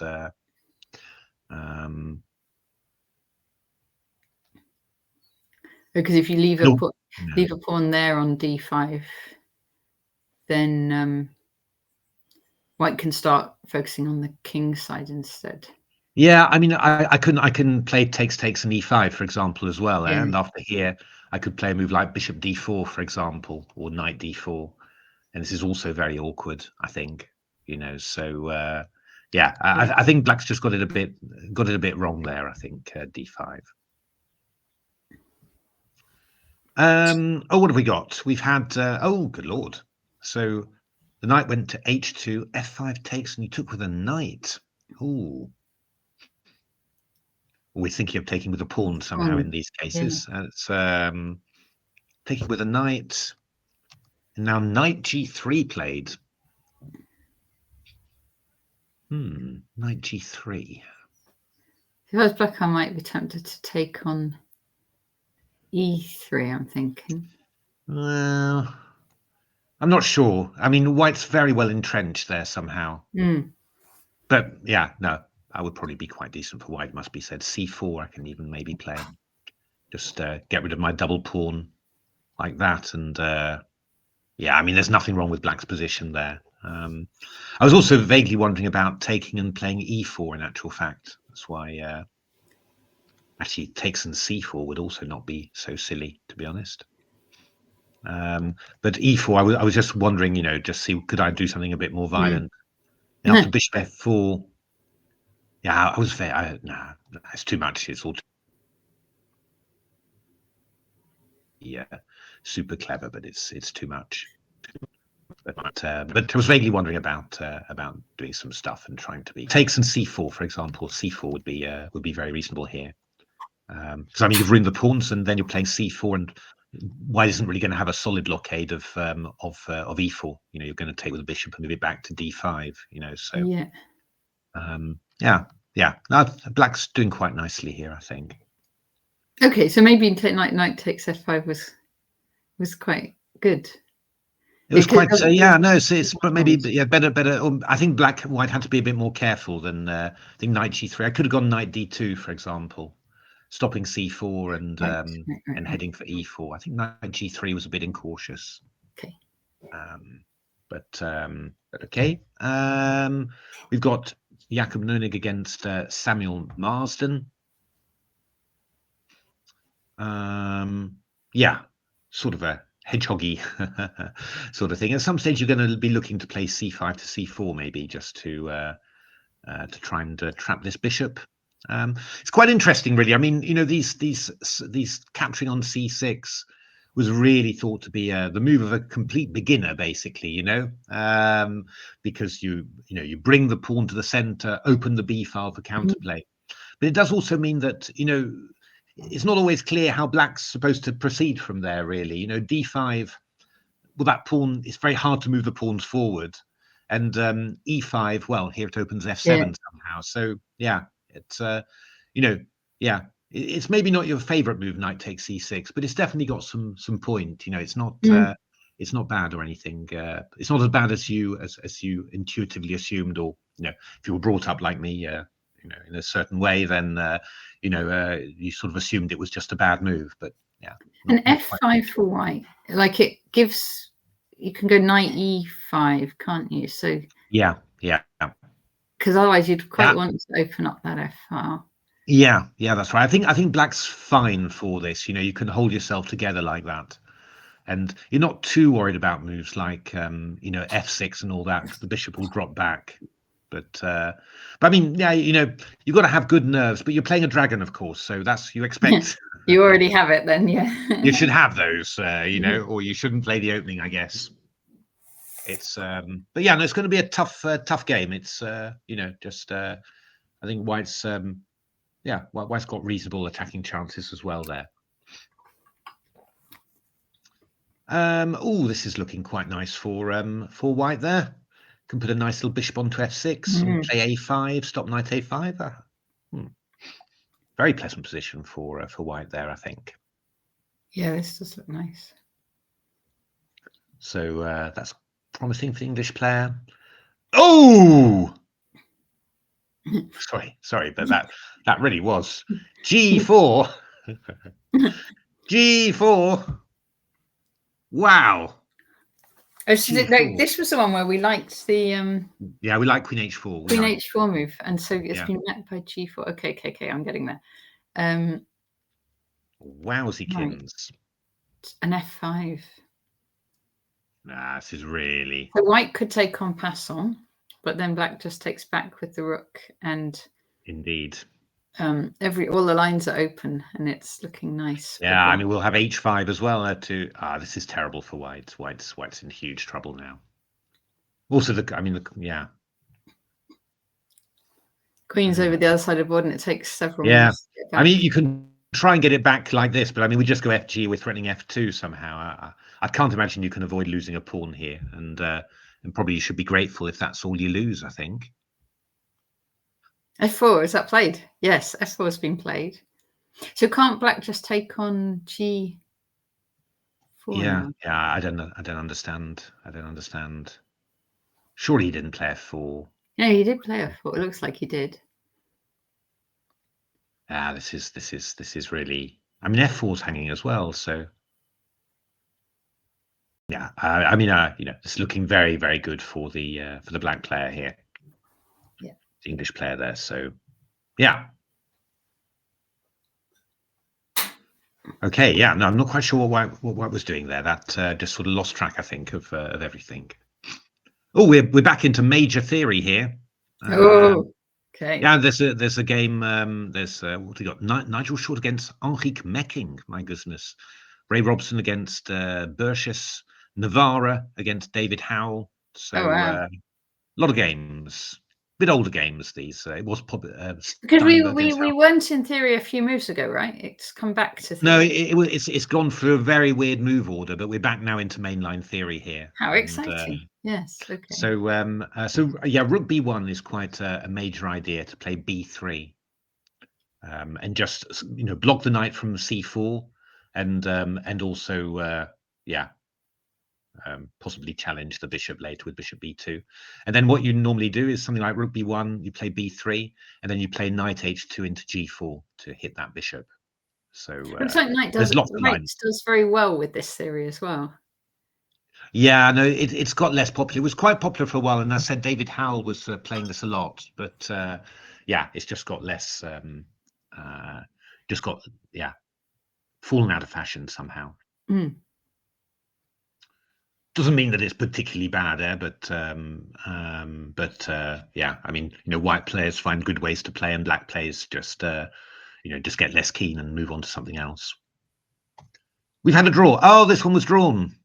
Okay. They agreed a draw. So this is the yeah. Where it's difficult to play. Yeah. No, I think I'm not too surprised that black was a little bit unsure how to proceed somehow. But yeah, not to say that I think he could have done, but yeah, somehow I think that probably some disappointment, the fact that this exchange was not really good. But okay, it's a black game for the English team that ends in a draw. So okay, so this one had gone a little bit weird somehow, but corrected now. Knight b4, knight d5 was played. Okie dokie, takes 6. I'm not sure black should have taken off the queens, but so we've got this bishop d6, bishop c5.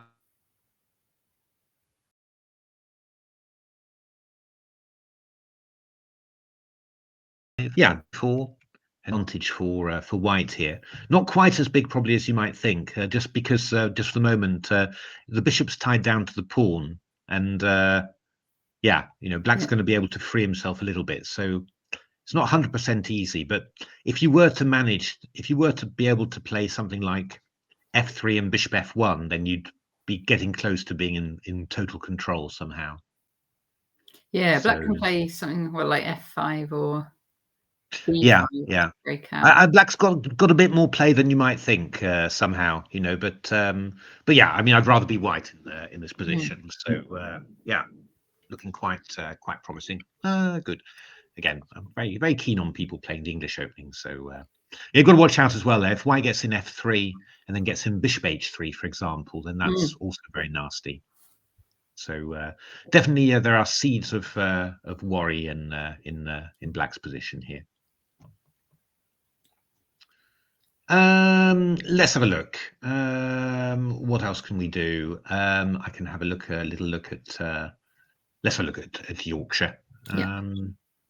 So Ehrenrich, yeah, this is still just a bit better for black, really.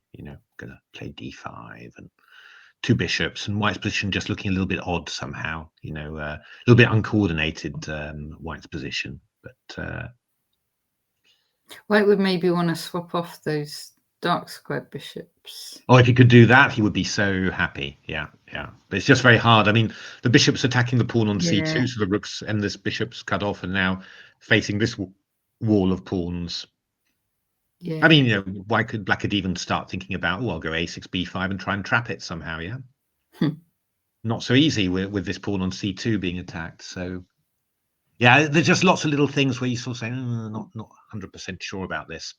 The only thing I'm just wondering about whilst I'm wittering on is whether white can actually play the move e4 here. Okay, and then if bishop takes pin on. Oh yeah, okay. Okay. Yeah, I mean the pin is also would vaguely be possible as well, but this seems this is the most obvious way to do it. All right. So I'm guessing after e4 you need. Well, the interesting thing is whether I can play bishop to e5, because I go queen to e3. Not that. No, you can't do that one. Bishop d4. What about queen h4? His coin. I'm going to let Gawain in. Hello, Gawain. Good morning. How are you? I'm good, thanks. Hey, Gawain. This we were just joined. There's this game. Aaron Rich and Ben Sheehan. Yorkshire's top board. Yorkshire's top board, yeah. And we were saying, like just a move ago, we were thinking White's position was quite tricky, but then Matthew's come up with the idea of E4 here, and this might give White good play. I'm trying to, I don't know. I mean, I can go F6 and something. It's maybe not. Yeah, I think, but probably after E4 we should just go Bishop E6 simply and just be sensible. It's probably the best way. But it's still quite pleasant for Black somehow with this Bishop on A3. But at least you've managed to 1B3. At least 1B3. Yeah. Aaron keeps trying to go up, I think, and failing. Correct. Yeah, no, it's no, it hasn't really worked out very well, really. I mean, still, at least get you get rid of the two bishops, and you get your queenside structure a bit stabilized. But yeah, it's not so bad, but it's not great either for White. It's not particularly what you want from a White opening. Let's have a look. Yeah, C4. Now this one's looking very pleasant for White. This is Ireland against Yorkshire. This is a battle for winners of the challenges. That's right. Yeah, that's right. So far White's played it pretty nicely. Black's gonna try and play the knight round to C6 and aim for one of those two squares, A5 pawn as well. So Black's giving a good account of himself as well. The problem is it's going to be very difficult to overtake that pawn on A5. Yeah. Doesn't really need defending. Yeah, no, it's true. I'm going to expand on the king side a bit more. No, it's a nasty position simply for Black. But the only problem, I suppose, for White is that everything looks so nice already. You'll have to come up with a winning plan. Yeah, any improvement you make feels like it's making your position worse somehow. Yeah, it's one of those things. I mean, maybe you could the king belongs on C2. You could play C3 and just defend the pawn on B3 somehow, as long as you're not falling into any traps. And I guess at some stage something like G4 to G5 is going to be quite tempting. I mean, it's a difficult one for Black. What can you say? Yeah, suffering there. Ooh, this one was. Yeah. Ooh, yeah. This was rather unpleasant after Bishop G4, and Black played the move F3, which he didn't really want to do, but desperate to get A3 or something to work rather than that. Yeah, I mean the problem is we go Rook C8, and I mean the best you've got is that you're going to lose the exchange somehow, and if you could get that pawn to D6, then it should be fine, right? Yeah, no, that's right. I mean we were looking at Queen D3, and then obviously Bishop D1, Rook D1, Bishop C5. You kind of you'll take that. You'll take that. And we were looking at playing Bishop E2, and then maybe Queen D2, D3, Bishop F8, and Rook C2. Black being the one giving up the exchange, but that looks very scary. It's a bit scary. It's got Bishop F2 and Bishop F1 ideas and stuff like that. So I don't know. I mean, just so White played F3 though, which is really. So Rook C8. Queen F1, Bishop F5. I mean, you almost wondered actually whether you could go,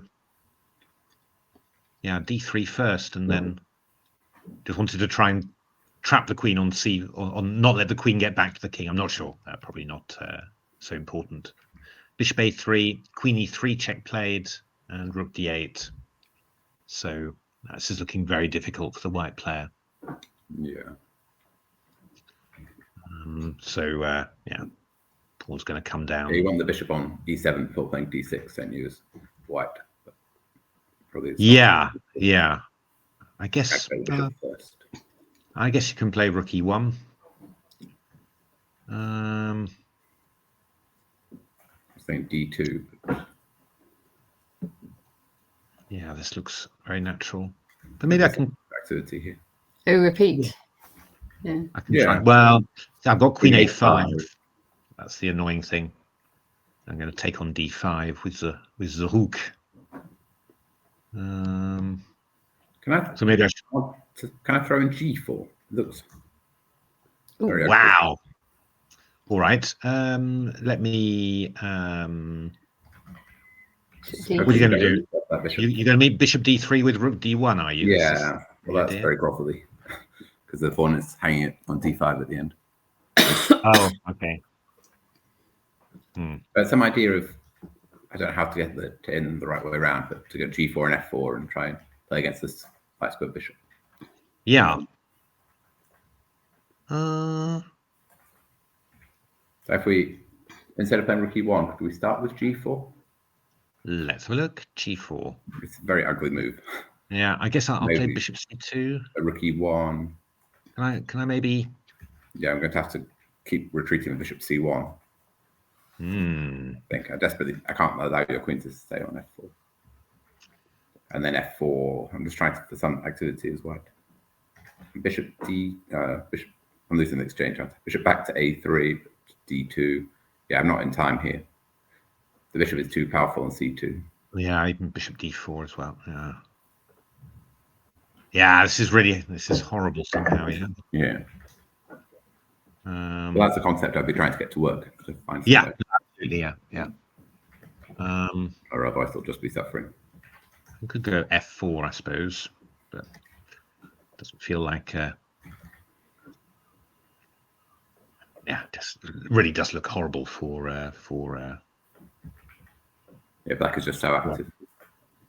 Yeah, no, it's such a gorgeous position for black. So yeah, probably just D3, I guess. Yeah, and Bishop E7 will just take on D5. Yeah, you can never do that with bishop with such a vulnerable king. Yeah, no, yeah, you're just not going to manage this. Okay, that's a little bit grim. Let's have a look. Oh, well, this is a nice position. Oh yeah, this was a Slav in actual fact, and White's played the D5 and just opened up the position.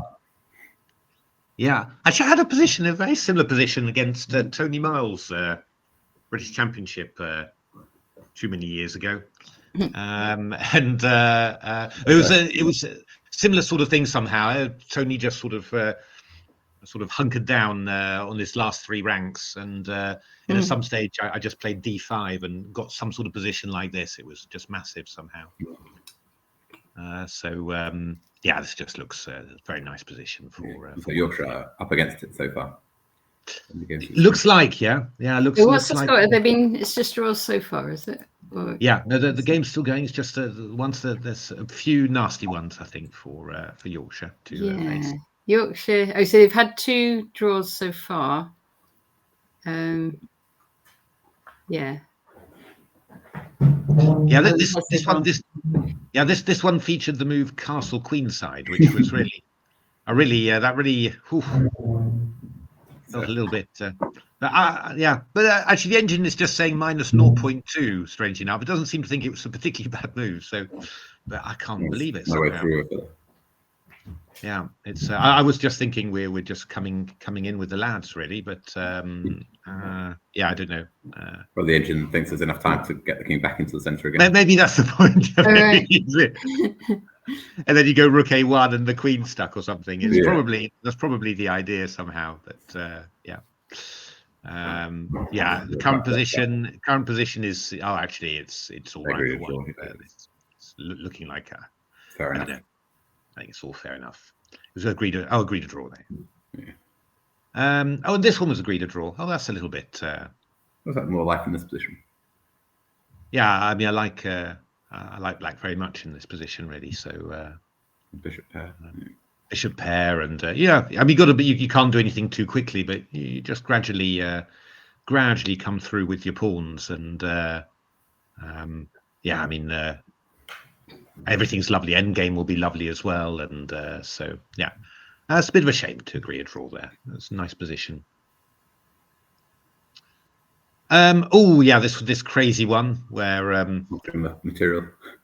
yeah, no, it was we got rook a6 to rook a6. Oh, sorry, rook a6 to c6 to c3, together with knight e4 to c2 at some stage. So it was Oh, all this happening. one, yeah. Okay. But I wasn't expecting. I was thinking that. I mean, I was expecting white to castle artificially somehow, not necessarily put it on e3, but It looks quite cozy on e3. it looks quite cozy on e3. It's true. Looks like So- White's conversation managed to with keep the- that extra pawn. Yeah.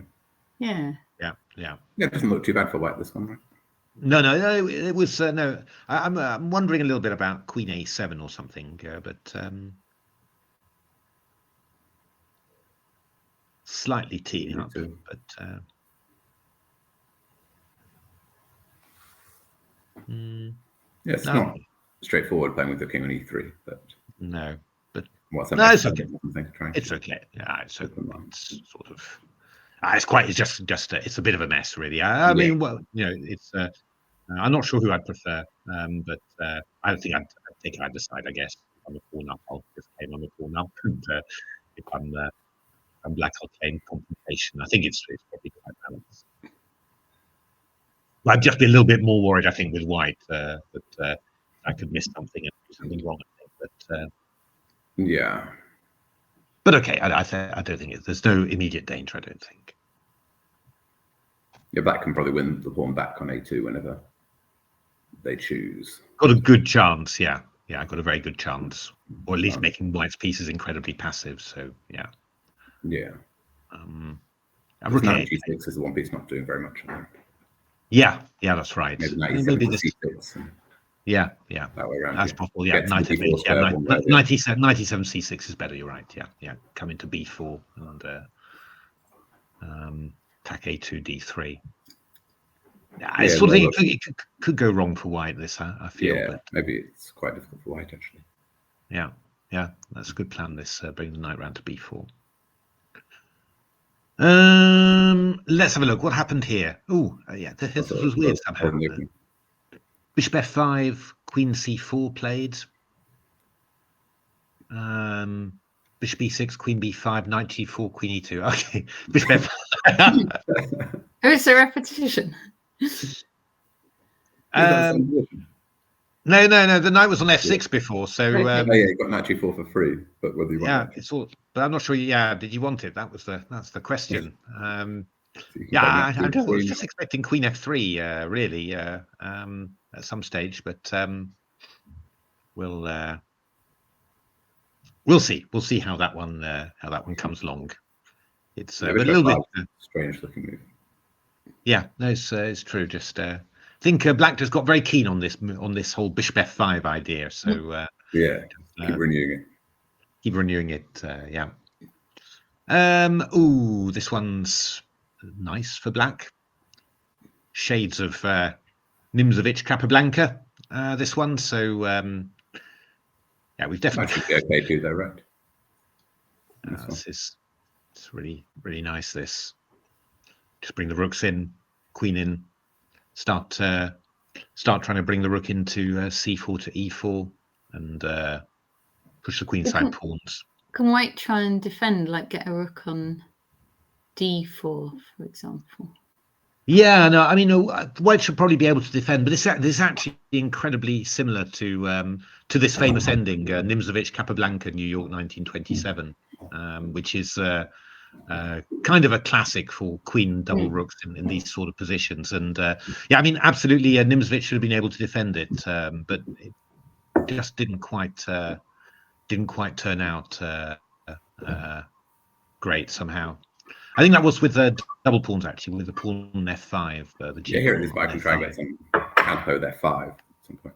Yeah, white's got more counterplay in this position, indeed. Yeah. So not quite as clear somehow. But yeah, I don't know if you could. Success for black.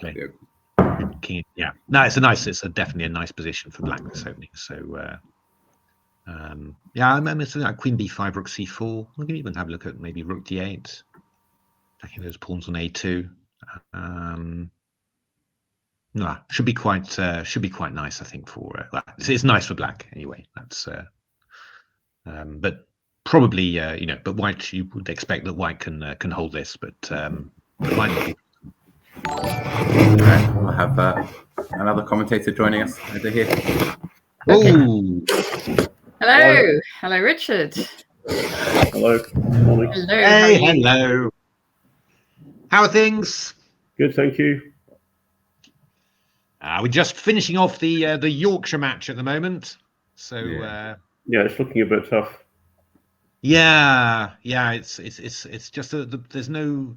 I don't think there's any really good positions for Yorkshire somehow, and just a few that just look a little bit awkward somehow.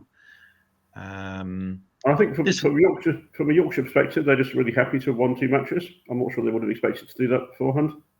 Yeah. No, it's they had it was a great match yesterday. It was really really good performance yesterday. As that's one we saw. It's been a very competitive tournament. Yeah. I'm a bit surprised that you know, you sort of expected. You hear England and you think they're going to be way stronger than anyone else, but actually all the teams have got a nice spread of players somehow. You know, 2,000, 2,100, 1,900. So yeah, no, it's been quite tight. This is probably quite decent for black, this position though. So just weak e6 pawn, but weak c4 pawn, weak c4 square rather. And Adam spent a little bit of time at least. He knows plays very quickly. Yeah. But yeah, he's half an hour ahead. Yeah, my goodness, that's quite nice. Yeah, just a bit annoying pressure on the e6 pawn as always, but I don't know. I think you've got other targets that you'll be able to distract white with, so probably the system. Yeah, white pieces are slightly loose, aren't they? Yeah. And B3. Put on b5. Yeah, don't know. Yeah. It's knight on c3 is not great for the moment. Would need to go somewhere better. Yeah. As always, even if you have a good French, it still feels a little bit rough. But it's in general, I think black's doing quite well here. I think. Let's go back to the England match and see what is happening there. So what are the scores so far? I think they've had, is it one draw they've had so far? One draw, yeah. This position they agreed to draw. And apart from that, there was nothing too dramatic somehow. The game seemed quite in balance. Some people a little bit better, some people a bit worse, but I don't think that there was anything dramatic somehow. Okay. So E3 here. You're going to sack your exchange? Actually, Stanley's behind on time. Oh, how is this possible? So yeah, I mean, I like Stanley's position, but obviously it's one of those 4 knights, so particularly not particularly exciting at the best of times. But he is very very active indeed, isn't he? Want to play a4? Always kind of question. Liquidate a pair of pawns over there and try. I was actually looking at bishop takes h3, but I guess completely. Well, bishop takes h3 would. No, it's just desire, really. It's just I just want to take on here and you know, claim genius somehow. I think this one sort of works, doesn't it? Yeah, this one works, but I think you take with the pawn, and then I want to take on here, takes, but you go queen f2, and I was looking at this too, but by the other move order, take on e3 first. Yeah, I just thought bishop h3 just showed. Yeah, sure. But yeah, it's not quite there somehow. If you try chipping around the other side with a4 or something, and then try and get rid of e3 in, but you could lose some white position. Yeah, I was also thinking. I was quite keen on the move queen b4. Actually, I don't know why, but I just sort of liked having the queen landing on there, and you know, taking some squares, and vaguely thinking about everything. Obviously, h5 as a move. I like black. I mean, I like black's position a lot here. So, but yeah, white's always very solid in these sort of games. Yeah. Yeah, I prefer black as well. It's yeah, I think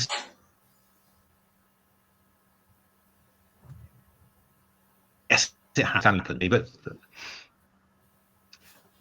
h5 played. Yeah, I can imagine that too. So Just white sort of wants to land that knight on d4, right? keep on And checking all the time. c2, but if I could. Yeah, Well, it's not that's so one easy to get that one. knight on d4. So if we go knight c2.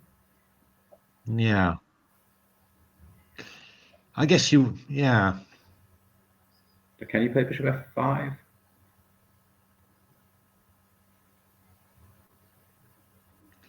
yeah. This queen's a little bit.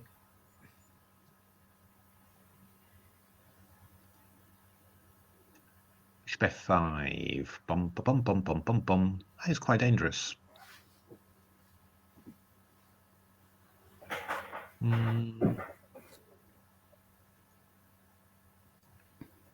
I mean, Knight d4. I think you can take it, right? This is what I was.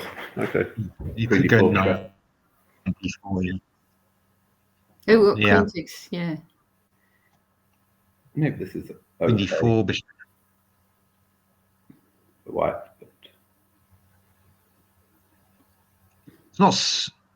It's not so bad for white, I think.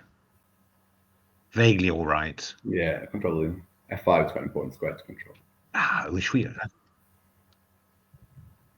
Yeah. We should be able to do something something interesting. You feel? G5, G4. It's possible. Yeah, I was obviously I was thinking about going bishop g4 or something as well. Or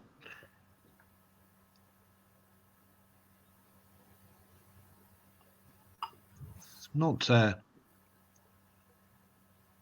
not impossible.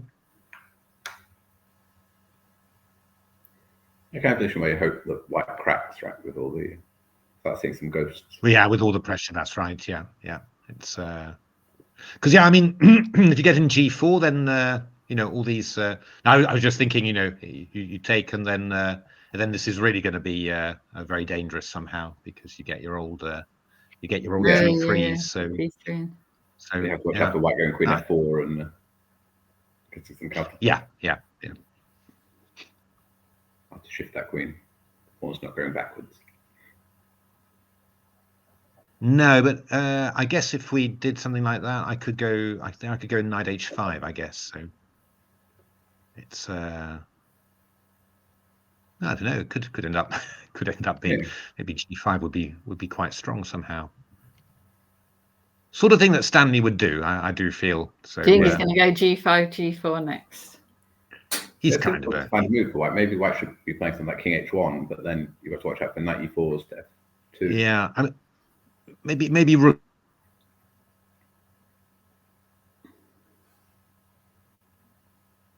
E1. Then knight e4. Yeah, that's quite nice, isn't it? Take on e4, g. Let's take with the d. Yeah, you don't really want to have pawn h5, I don't think. With g4 and g8. Feels a bit risky, doesn't it? Take on there. Then, of course, you're giving white winning chances as well by playing like this. You're giving white winning chances as well. Yeah, it's true. Yeah, maybe it would be nicer maybe to have something a bit more controlled somehow. Quite sure what that would be. There's also ideas of playing d4 to try and pull up with putting the bishop on the long diagonal. Yeah. I suppose, yeah, if you went d4, I guess I'll go rook e1 maybe. Or queen f4 maybe even. Don't know. Yeah, I don't really. d4 is extremely committal, but yeah. We start with bishop c6, but that doesn't feel right. Yeah, bishop c6, teeing it up nicely. I guess maybe another white idea could be just to go queen f4. Actually, that's maybe In that case, G5 is prophylaxis against against Queen F4. And how is if you jump in with knight E4 now? So I'm just going to take it. Yeah, a little bit nervous about that, but DE. E3, I guess. Yeah. It's not quite. White's pieces are suddenly on perfect squares with the rooks on open tiles. Yeah, no, it's not quite there. I think I like G5. I have to say, I think just a question really of whether. I mean, you could play G5 and you could just play H4 maybe and just claim that you're just encroaching and gaining space, but maybe just makes it easier for White to exchange off queens at some moment. You really would really want to stop White from playing rook E1. Really, that's kind of the that would be the annoying thing. Has Nicholas moved yet? No, it hasn't moved yet. No. Knight C2 is not 100% obvious. So yeah. So I mean that knight's been everywhere, right? I think this is knight C3, E2, G3, F1, E3. So at some stages you might feel it's time to stop somehow, yeah. But They keep playing knight G4, but not sure really. Yeah, I was thinking of that too. Yeah. So Bishop G4 and then double on the H file. Also, very, very, probably very tempting. Very well in a bullet game. Classically, there's probably a flaw with it. Yeah, the problem is you can always you double up on the file. You just go King F1 to E2 somehow. I think you don't quite have that. You're lacking something somehow. Thought there might be some lovely subtle way of stopping rook E1. Or Queen B4 move before. Well, yeah, that was partly the idea. Maybe what's going on? Maybe well, that would be interesting, wouldn't it? That would be a nice thing to do. So if he goes B4, then we're saying we've stopped rook E1. Now we're going to go with G5. Yeah, the knight's tied down at least now. Knight's tied down for a move at least. Obviously, you've maybe ruined your your position on the queen side, but maybe you're going to be mating. Maybe who knows. That's an interesting idea, just to do that. It'd be good timing. Can we get bishop F1? Ooh, giving away the F5 square. Indeed. Yeah, that feels. Rook F5. Where are you going with the queen? We'll have knight E4. Yeah, that's just winning, I think. Yeah.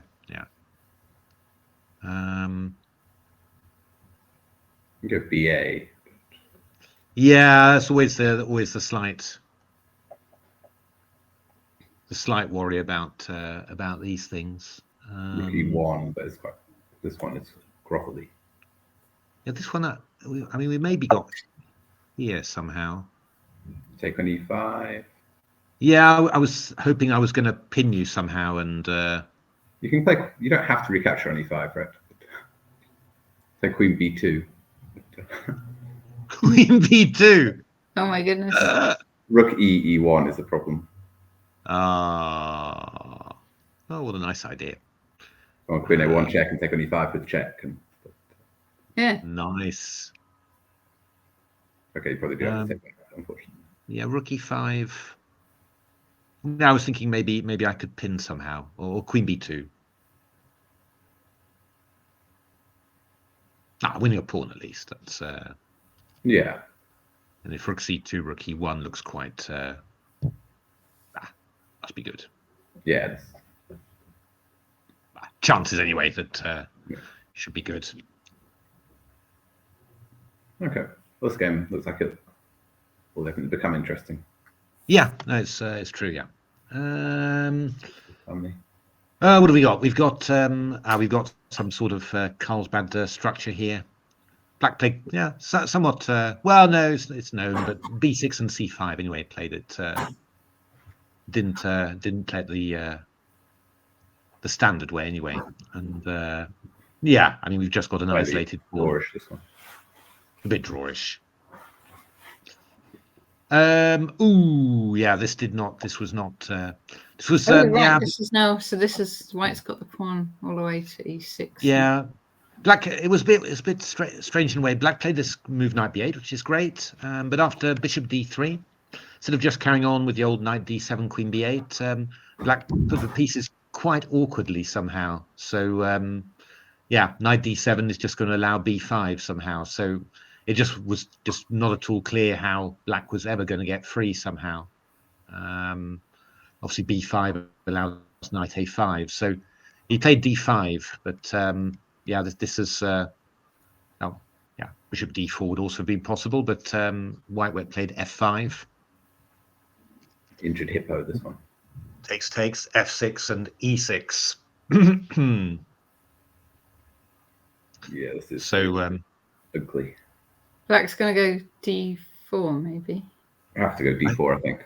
But yeah. If I think if we don't do this soon, then this is the question now: how bad this is. I'm not sure how bad it is actually, because you've lost control of your dark squares really. So it might be that you don't. It's not that easy for you to attack somehow. it's something like how terrible is knight e4, just bishop takes e4. Not really what you want, but just try and exchange some pieces. Yeah, or maybe we could play a move like bishop d5 simply. Just hit this guy. Take on c8. Yeah, I'm thinking now. Well, ooh, queen. Let's go queen. So if I greedy, you've got queen c3 at the end, right? Knight d4, bishop e4, and Yeah. queen c3. Yeah. The knight. I mean, I'm also wondering whether I've got. Is that, or am I hallucinating? I was thinking I've maybe got bishop e4 actually, queen e4 and Yeah, queen c3. Yeah, no, e3. That might be. Queen b7 or something. But that must be. You can just take both pieces. Take them both, yeah. Yeah. Check an e7. It all continues, but yeah, black is at least much happier. Yeah, I think I'll make it somehow with black. That's my that's my feeling.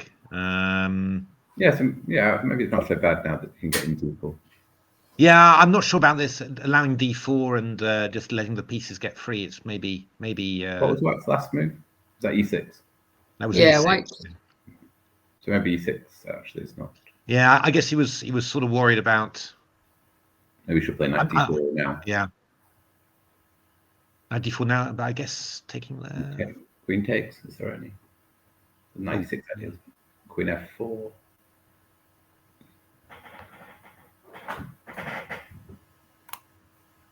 Ooh, I'm worried somehow, but maybe not right. Well, queen and bishop don't make a great impression. b7 and c6. It's true. But maybe if I just go, I'm not sure. Here, let's just say here.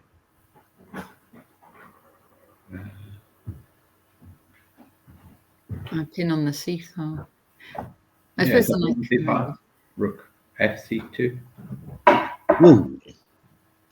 You are threat. We're definitely making a battle of it. Let's have a go.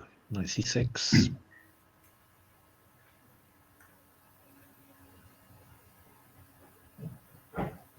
Take and they're still getting sort of active here, aren't they? Sort of active, yeah. Yeah, maybe it's not, but somehow it felt awful. I mean, I think that after knight, yeah. Maybe f5 was a bit knight rushed. d4. Yeah, I think so. I think knight d4 or bishop d4, for example, I think was was just the nice safe way to do it. I mean, we can play knight d2 after in this position, and just keep that bishop on c6 and that would be 8. completely out of the game. Black's played a different move, actually. Not d4. Not d4. D6, bishop d6. So now white should maybe just block something in on. This idea is going Yeah, to I mean, yeah. I think maybe followed with queen e3, knight c2, something like that. Just try and just try and batten down the hatches on that d4 square. He must end up better with white then. It's not as good as it should be, but bishop e8. Bishop e8. Okay, I'll go queen e3. And then knight c6. Alrighty, let me go. I'd be quite happy to lose pawn on d5, I think. Yeah. Maybe you come to e5 then, though. I'll go for g4. Or even play bishop e5. You don't need to swap off yet, actually. This is maybe okay for black, I think, actually. It's just those pieces start joining the game. Yeah. Those dark squares are just giving black the opportunity to get the pieces onto good squares. It's not not very obvious. Certainly not as bad as it was. No, definitely improved quite a bit. Okay, that's good news for England there. Ooh, what have we got? A few light squares there. But yeah, this looks like a good Rossalimo. Some weird. You don't often see f1 exchange in Rossalimo. Yeah, no, f5, ef5, knight f5 was played. It was quite. I guess white's. I mean, h4 feels a bit loose, but I guess that white's still solid enough. Could you bring your king up first? Would you get mated? Yes. Yes. That's a fun line. Actually mated. Yeah. Actually mated. Yeah. No, I think h4. Well, you could go knight d2, but h4 first looks the most. Very bad for white to me. But maybe I'm biased by kingside attacks. Yeah. F8, d5, queen g4. Yeah, I guess it's because you're never actually going to be able to shift that rook from f3. I'll give the exchange. Yeah, he's played knight d2, so that's he's hearing your voice, Gawain. So do I need to touch that rook? Can we go bishop d5? Yeah, that's what I want to do. What do you want to do? You want to go Bishop d5. Bishop d5. Do we have c4? So queen takes h3. Ooh. C takes d5. Yeah. Are we getting anywhere? Oh, rook f5 maybe. I wanted rook takes g3 check. Oh, you want rook takes g3? Ooh. Maybe that's just a draw. Another rook in. This is a draw. You must be too slow, but I think we can rook f5 is quite decent. Maybe rook f5. So queen c4 or queen d1. I need to get the queen to the long diagonal. Probably queen c4 because queen d1 rook f8. Yeah, queen d1 rook f8 maybe. So queen c4. I can wait a minute. I can go.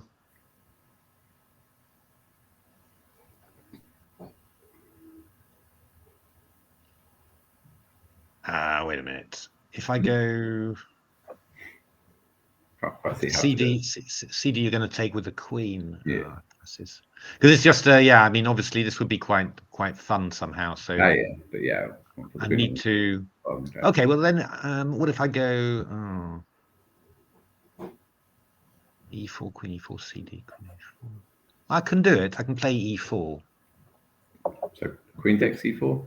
Oh, you go back to g2, yeah. Okay, so it's a playable take on b2. Yeah, I could take on b2, but yeah. You should take the draw rather than this. We want mate. That's what we want. So let's keep on working at that. If we go back, so this concept, I miss c4 as an idea. So yeah, maybe you can't quite.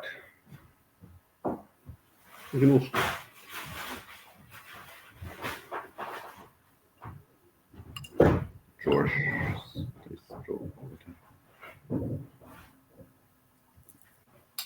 I definitely would want more. If we... So instead of bishop d5, can I try something else there? Well, I mean, you could. Maybe I just drop back. Not, but I Or could you play? Could you play bishop h3? Is this? This way around. And queen d5, queen d1. Yeah, you'll have c4 and c5 check is annoying. Yeah. No, it's not gonna. No, it's not gonna do the. Not gonna do the biz. Oh, we probably don't need. So, to yeah. Just Maybe you need to now, just drop the rook back. Where do you want to drop it back? I was thinking f7, but I don't know. Yeah. No, I just wondering whether I can get in g5 quickly, but yeah. So h4.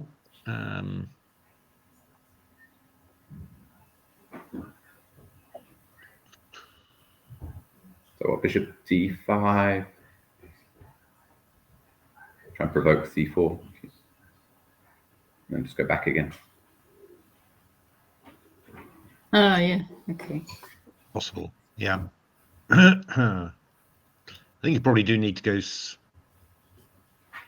King h2, rook f8 is. Yeah. Second f2. White's very passive here. Yeah, White's very passive here. It's looking really uncomfortable. He's gone rook f7. So Rook f7's happened, yeah. But he wasn't tempted to give up his rook. No, he's probably tempted. But... Might have been tempted, yeah, that's true. Yeah, this is yeah. Yeah, I don't like this one. Why? Yeah, a little bit worrying, this one. Oh, dear me. So this is your fault, Gawain, because it's a dragon. So it doesn't look like a dragon. Yeah, it was a sort of a quietish dragon, and then White took on c6, and but somehow, yeah, Black has not managed to. Can't Black try and like break out with f6? Yikes! We played chess differently. I wanted to go a5, queen b8, bishop a6, bishop b5. And, yeah, no, it's not. It's not necessarily so bad. I mean, that bishop is actually. But Black's played bishop f8, so that sort of ties White down a bit, doesn't it? Oh yeah. His time. He's obviously getting confused. That's also positive. It's not so bad for Black, actually, is it? That's why I'm going to go h4, h5. Yeah, well, maybe White needs to do something fast because. Yeah, I think White should start going fast because yeah, otherwise. If Black gets down to a5 and pop that bishop to b5, and the c5 pawn is weak, and bishop on b6 is doing nothing. I mean, even rook b8 is not totally crazy either as an idea. Yeah, rook b8 and just take on b6. Just take on b6. So I think something like h4 feels. Do we just play h5? Then we're obviously just. The funny position because White doesn't really have enough attackers over there, but Black's defenders are also miles away. Yeah. It's but this is just prophylaxis against Natasha's f6. So okay, yeah. And if I ignore h4 and play your rook b8, try. Alrighty. Really? Maybe run away. You can't really run away with bishop. So I meant this without h5. Yeah, without h5. Okay. Oh, sorry. h4, rook b8. Okay. Then I will play h5. Let's go. All right. I will grab it with this one. And c5. c5. All right. I'm gonna probably. I'm now obviously thinking of vast amounts of violence. Let me take.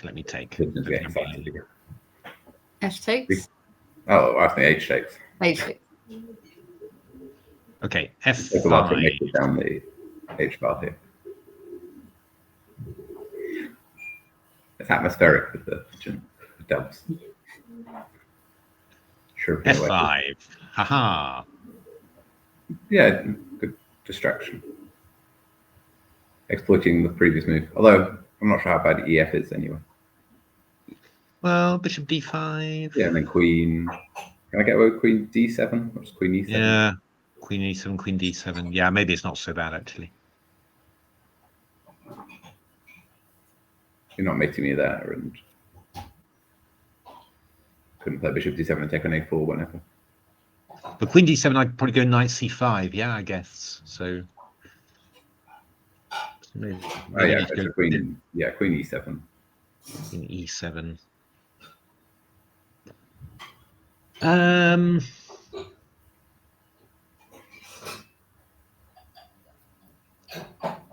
It looks okay, doesn't it? For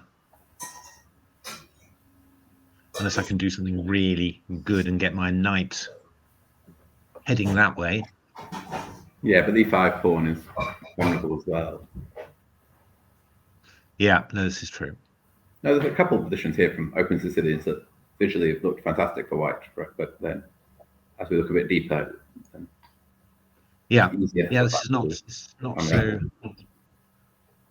so clear. Let's have a think. Have I got anything?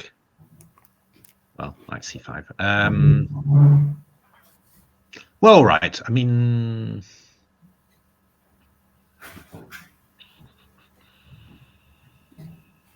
yeah, I'm not fan. Yeah, I'm missing a few attackers, aren't I? Really, it's yeah. You've got to admit, I'm not. It could be just Also, H4 H5 isn't really in keeping with white's previous preempts. No. Maybe I should be just playing Rook C1 or something. And but then I'll play A5, I think. Yeah.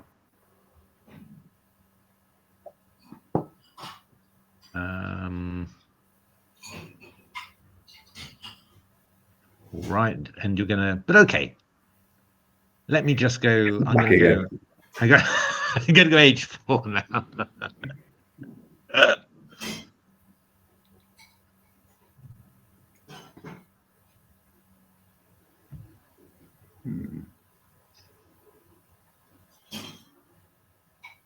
So how fast are you if I just sort of ignore it and go Queen?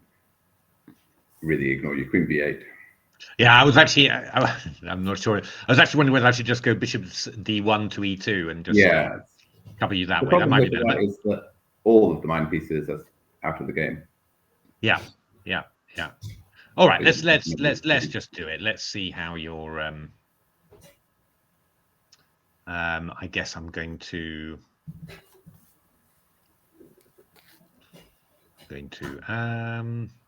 Bishop B5. Are we so worried about that? Maybe we're not as worried as all that. Let me just play the Rook to E1. Okay, so I could try and cover things with Bishop D3, but then he'll exchange. So let's continue with Bishop D5. Let me play the Rook over to C3. I'll do like that.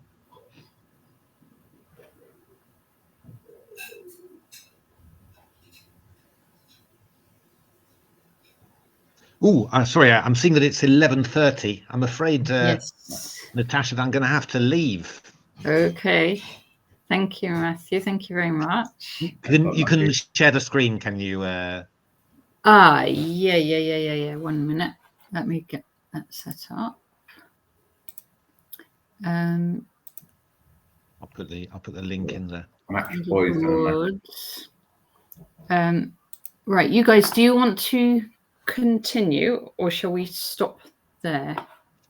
I don't know when we need to be allocate the room. I'm happy to continue. Okay, let's all the room is required for other things. Continue just for a little bit, and let me just work out my screen share. 1 minute.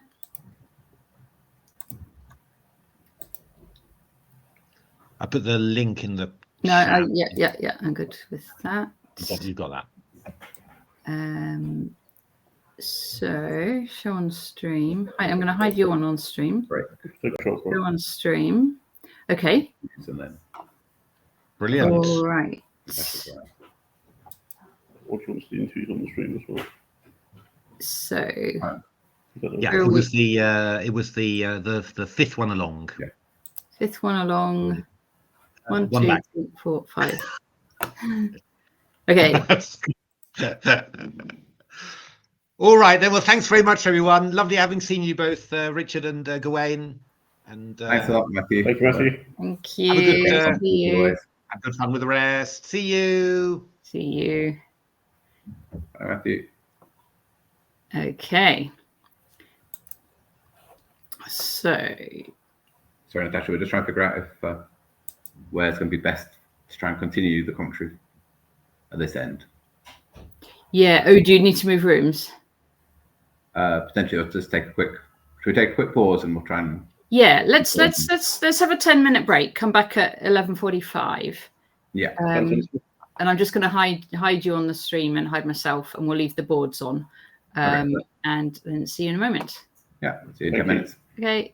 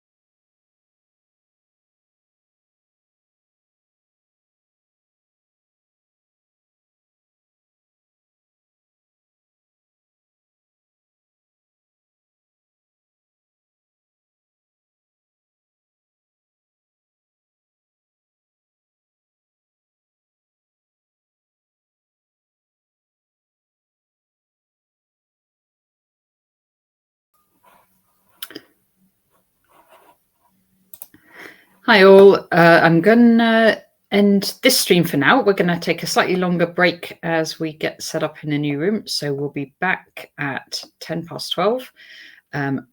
Thanks very much for watching and look forward to seeing you at 12:10. Thanks for watching.